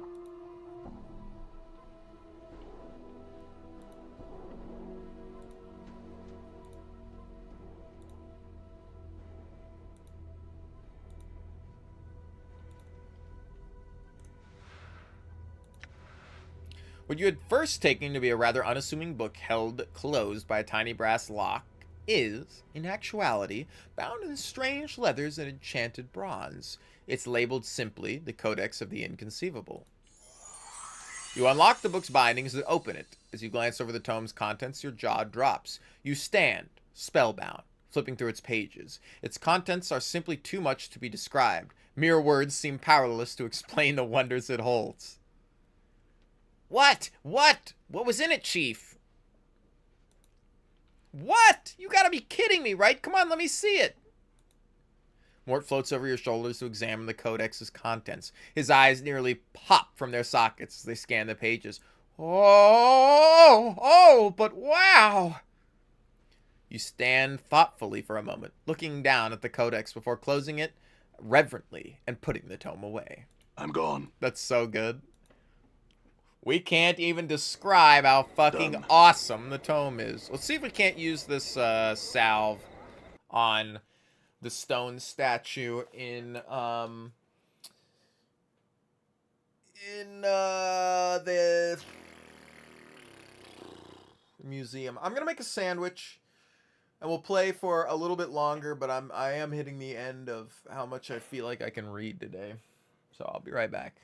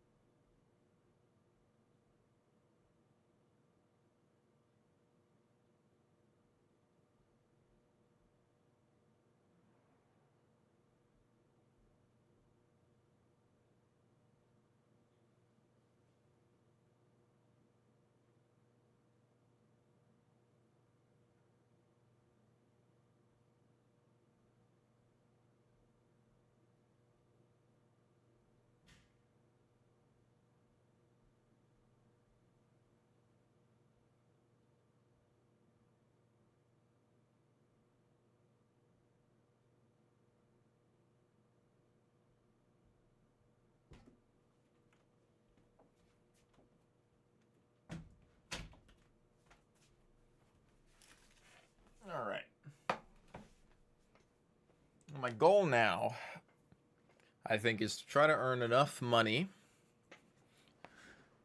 It's actually pretty cold where I'm at right now. But,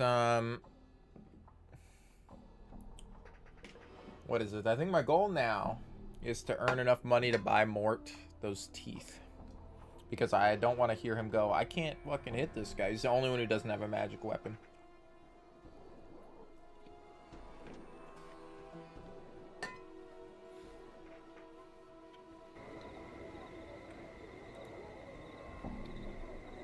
Yeah, it's pretty cold where I'm at today. These past, the past, like, 4 or 5 days, it's just been really cold and rainy. I know. The temperatures in Europe right now are disgusting. Done. Let's see if we can smother this man. And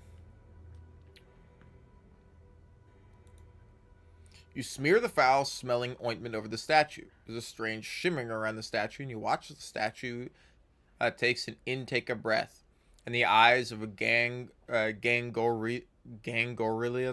Fuck, man. Gangoriadon fill with a blazing, vengeful madness. Cover your ears. Before you can do a thing, a blazing torrent of words flies from the sorcerer's lips. As he speaks, you feel an agonizing sensation, like a sudden wave of raging heat, pour over you and settle into your skin like a blistering wound. Blindness strikes you as your ears burst, running from their sockets like shattered eggs. You hear someone screaming and realize it's you.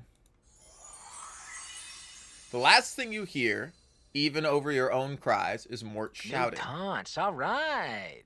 New taunts. All right. That's so funny.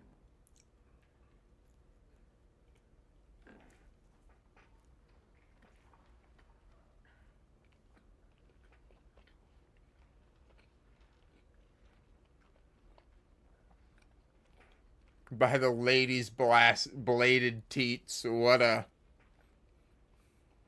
Ugh, encore, encore. Worse than last time. Hold on.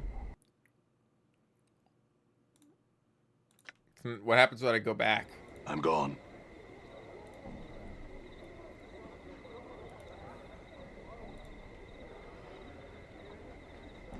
Is everyone in here dead? I'm gone.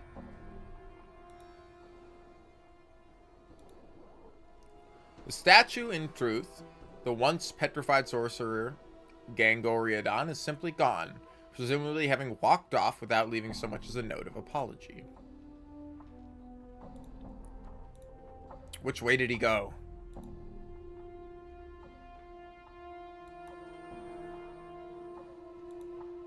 Yamana takes the item and drags her fingers along it. She feels along the exterior of the object and hands it back to you. It's more than just a well-crafted toy modron, that's for certain. It may be some sort of puzzle box or portal key. Nice.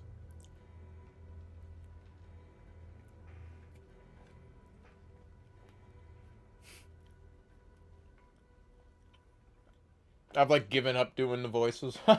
That's how you know I'm like at that tail end of it.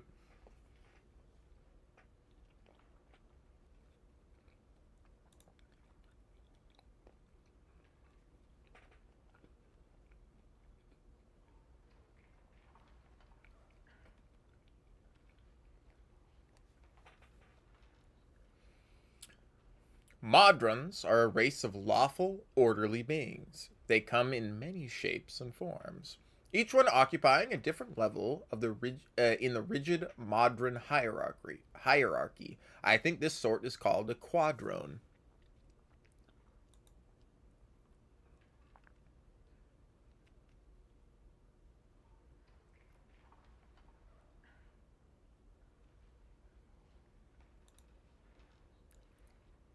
The statue of the Screaming Man. Odd you should ask about that. Just after a terrible noise, some patrons came running to me about a mangled corpse in the floor.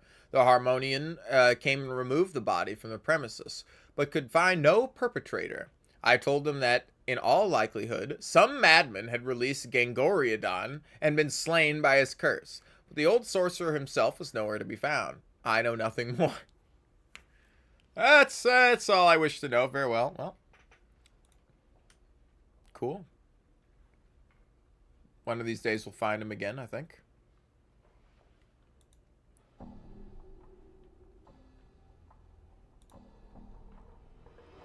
The whirling shards, your fingers enter icy wind.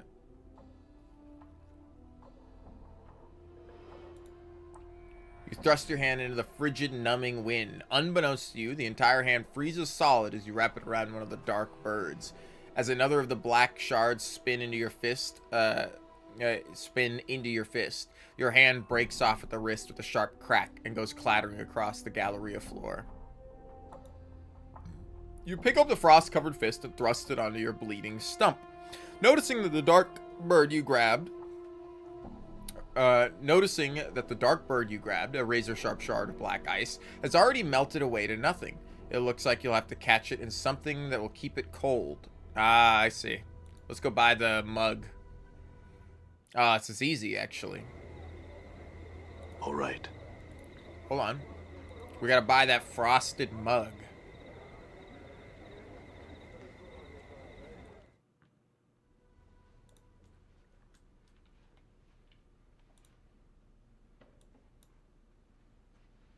The front of the store. Baby oil. Back of the store. The rune-covered ale stein. I'll take it. Do I identify it? Nope. Okay, back to the gallery. Done.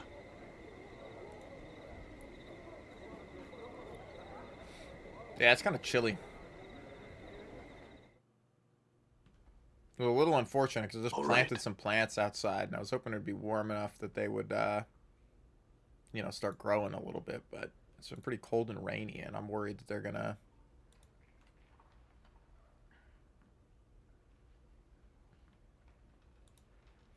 You dip the mug into the icy wind, rising from the pedestal, catching a small shard with a slight clang. Peering into the mug, you can see that the dark bird is a razor-sharp sliver of black ice. Only the mug's magical properties prevent the shard from melting away to nothing. A dark bird of Acanthus, a shard of black ice from an exhibit in Yavanna's Galleria in Clerk's Ward, is currently what's in it.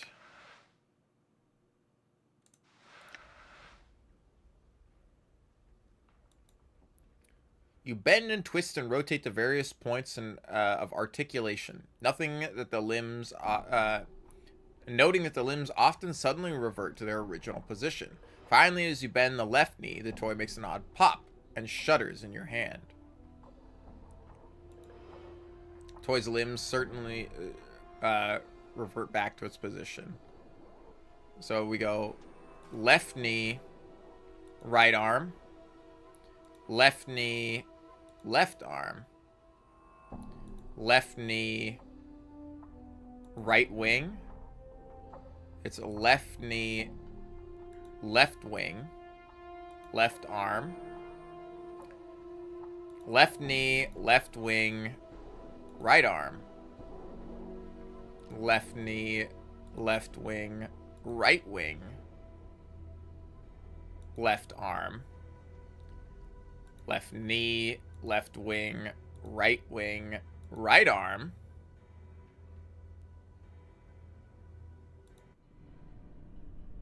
Oh, interesting. Here we are. We're inside the puzzle box.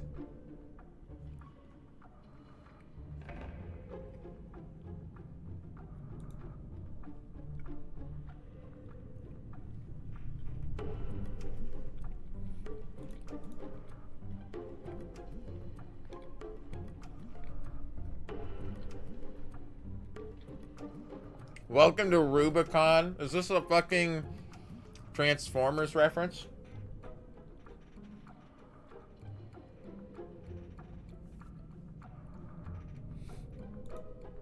creature stares at you without answering. The creature blinks at you but gives no indication it heard your question.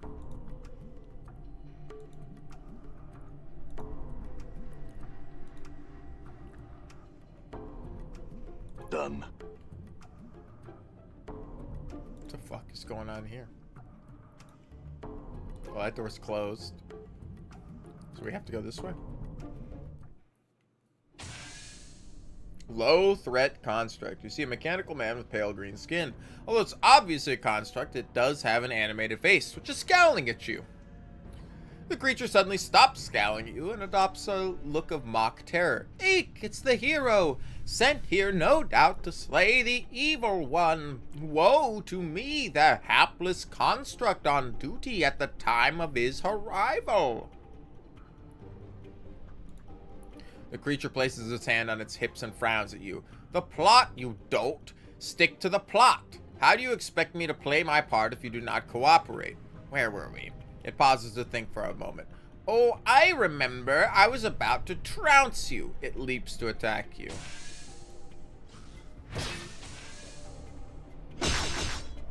Beat his ass. I'm gone. Okay. You see a mechanical man with pale green skin. Although it's obviously a construct, it does have an animated face. The creature suddenly stops scowling at you and adopts a look of mock terror. The time of my arrival. What are you going on about? The creature places its hand on his hips. I defend myself.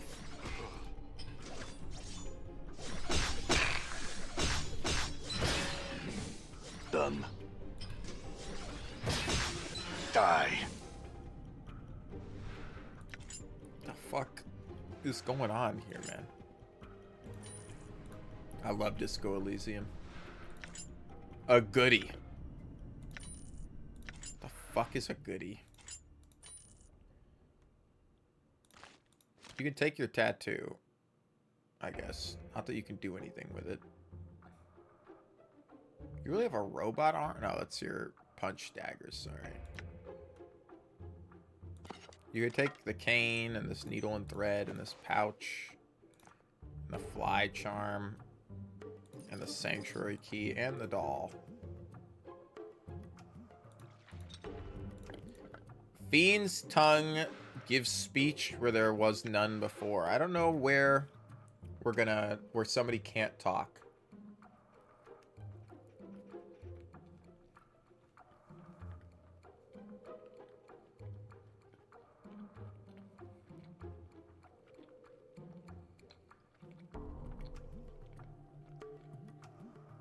Actually, there's the guy,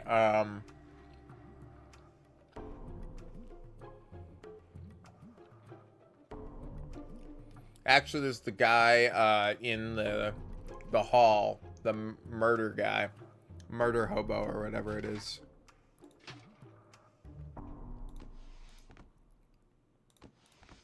Yeah, give the Burning Man all the stuff.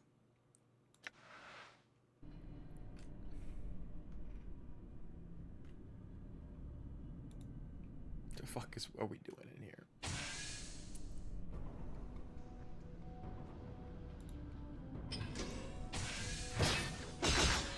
I'm gone. Are we gonna attack this guy? It's like the easiest retractable scope.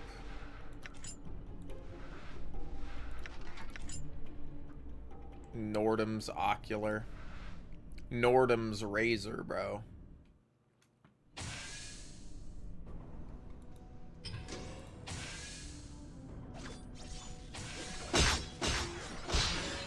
All right. We're like fighting our way through a procedurally generated dungeon. Done. The Karak thing's true.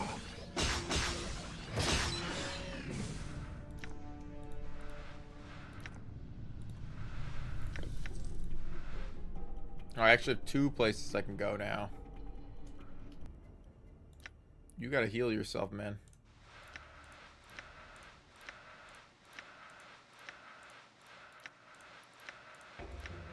Beware. Well, sure, we'll go down first.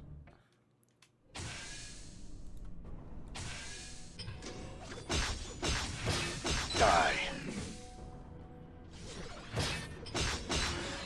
I'm gone. Not that I expect this to be very hard. Okay, this just takes us back to this room. We don't have to fight the guys again, right? Okay. The Modern Maze.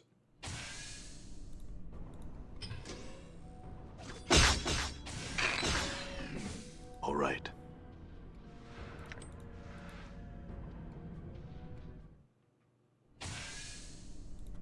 All right.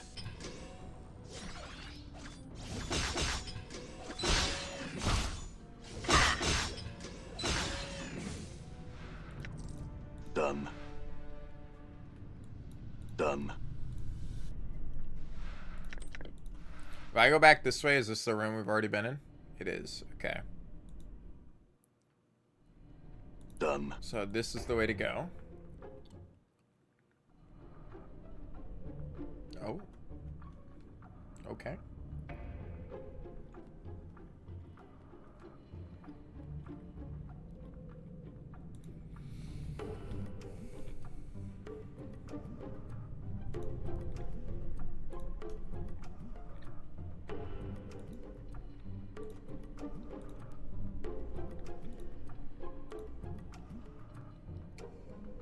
State your question.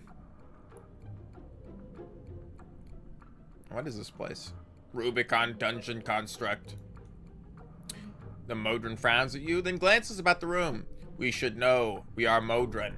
We are part of the whole. Information not available. Address your query to the engineer. The Modron glances about. We do not know. Information not available. We are confused. We are Modron. We are Modron. We are Quadrone. Within our race, we are identified as type Quadrone.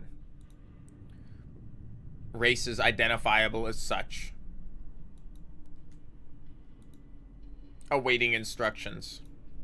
The Modron gives you a blank look. Instructions for what tasks needs to be performed. Modron frowns at you, then glances about the room. We should know. We are Modron. We are part of the whole.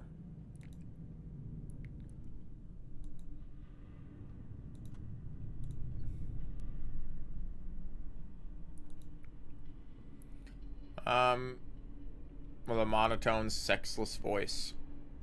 Damn. How do I get out of here? The Modron hesitates before answering. Exit unavailable. Project halted. The room is filled with confused buzzing sounds that suddenly stop. This is the Rubicon Dungeon Construct Project. The Modron begins to emit a soft humming sound as it answers you. Rubicon Project goal is to determine the dynamics, both social and asocial, surrounding the environment commonly constructed as a dungeon and to attempt to explain the aberrations that tend to occur in such environments. Queries to be answered. What attracts people to dungeons? Why do people often seek to enter them if they are places of such danger? Why are dungeons there in the first place? Why are dynamics of a workable what are the dynamics of a workable dungeon? We do not understand. It pauses. I do not.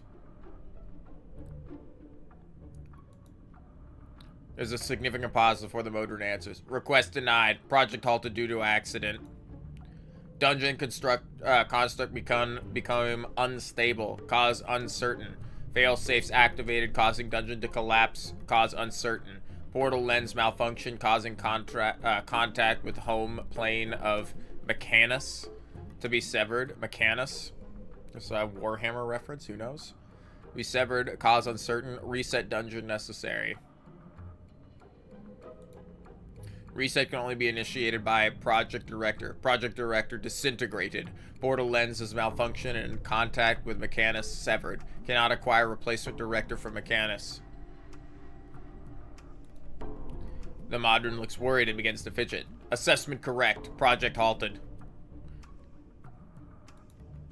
The room is suddenly filled with buzzing sound that suddenly subsides. Assistance welcome. You are now project director. Advise on next task. Reset dungeon. Initializing reset. The room is filled with a low thrumming sound that can be felt rather than heard.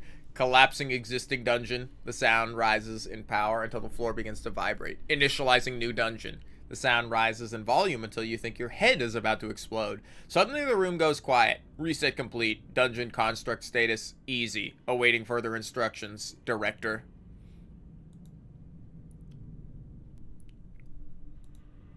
Rubicon is capable of forming a series of rooms linked in such a fashion as to form what is commonly referred to as a dungeon. Each dungeon can have one of 3 difficulty settings: easy, normal, or hard. The dungeon is then populated with monsters, traps, and treasures according to the difficulty level chosen. After creation, the dungeon can be fully explored. The Modron pauses. Alternate capabilities are available via portal lens. Rubicon can form a gateway to other locations by temporarily attaching itself to known existing portals. This effect is known as portal lens. This allows the use of the portal from within Rubicon without traveling a portal location. Correct, director.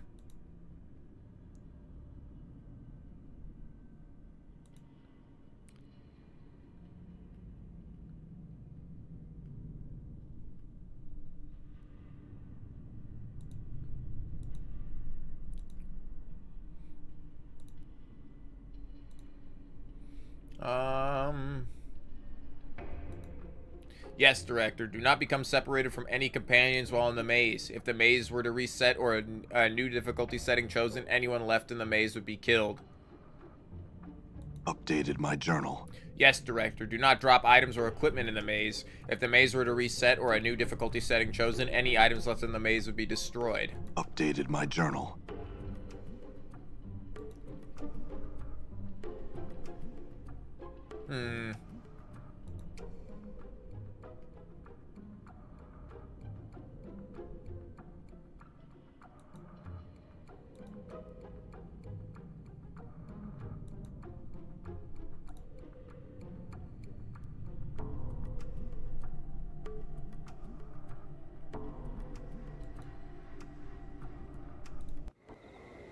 Done. Nice, so I can use the cube to fast travel. That's pretty cool.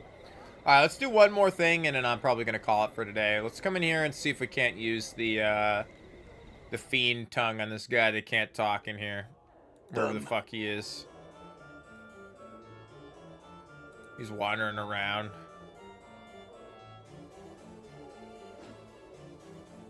Is he in here?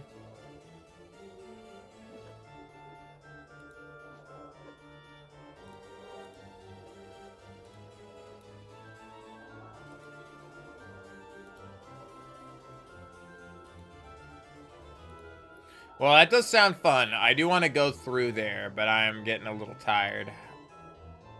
So I'm like, you know. Not Merriman. It's the other guy we gotta talk to. Murder Man.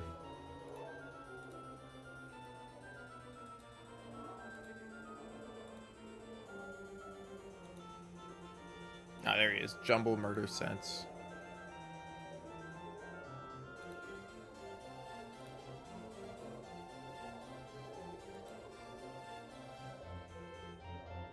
No, it doesn't look like I can. Okay. Well, I'm sure I could use this on somebody. But I think that's going to be it for today. Oh, I hope you guys enjoyed. I love this game. This is a great game. I'm glad I'm playing it again. I forgot how good this was. I mean, I always knew it was really good, as I remember enjoying it a lot, but fuck, man, it is so good. I'm gone. Though I do feel like we probably got like 2 or 3 days left of this before we're done with it.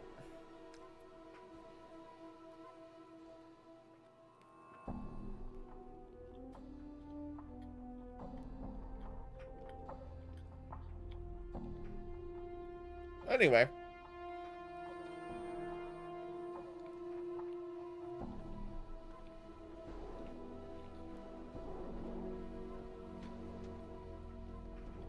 I'm definitely scraping every corner of it.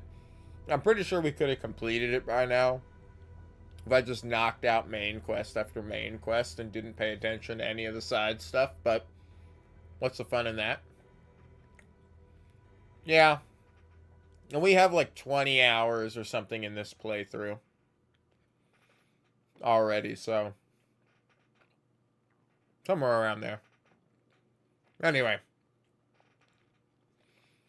We're probably going to play some black and white tomorrow. It depends. I might get up and want to play black and white. I might get up and want to play this. This is like Skyrim? What do you mean by that? Where most of the game is in the side quests and the main quest is not really long? Yeah, I believe it's like that. I don't have to do any of the side quests in this. As far as I know. Yeah. Okay. Well, yes, I believe this is like that. There's a lot of missable side quests because there's like characters that aren't named that you talk to and then have quests and yada yada blah blah blah. But anyway. Oh. I will talk to you tomorrow with either more of this if I'm feeling it, or black and white.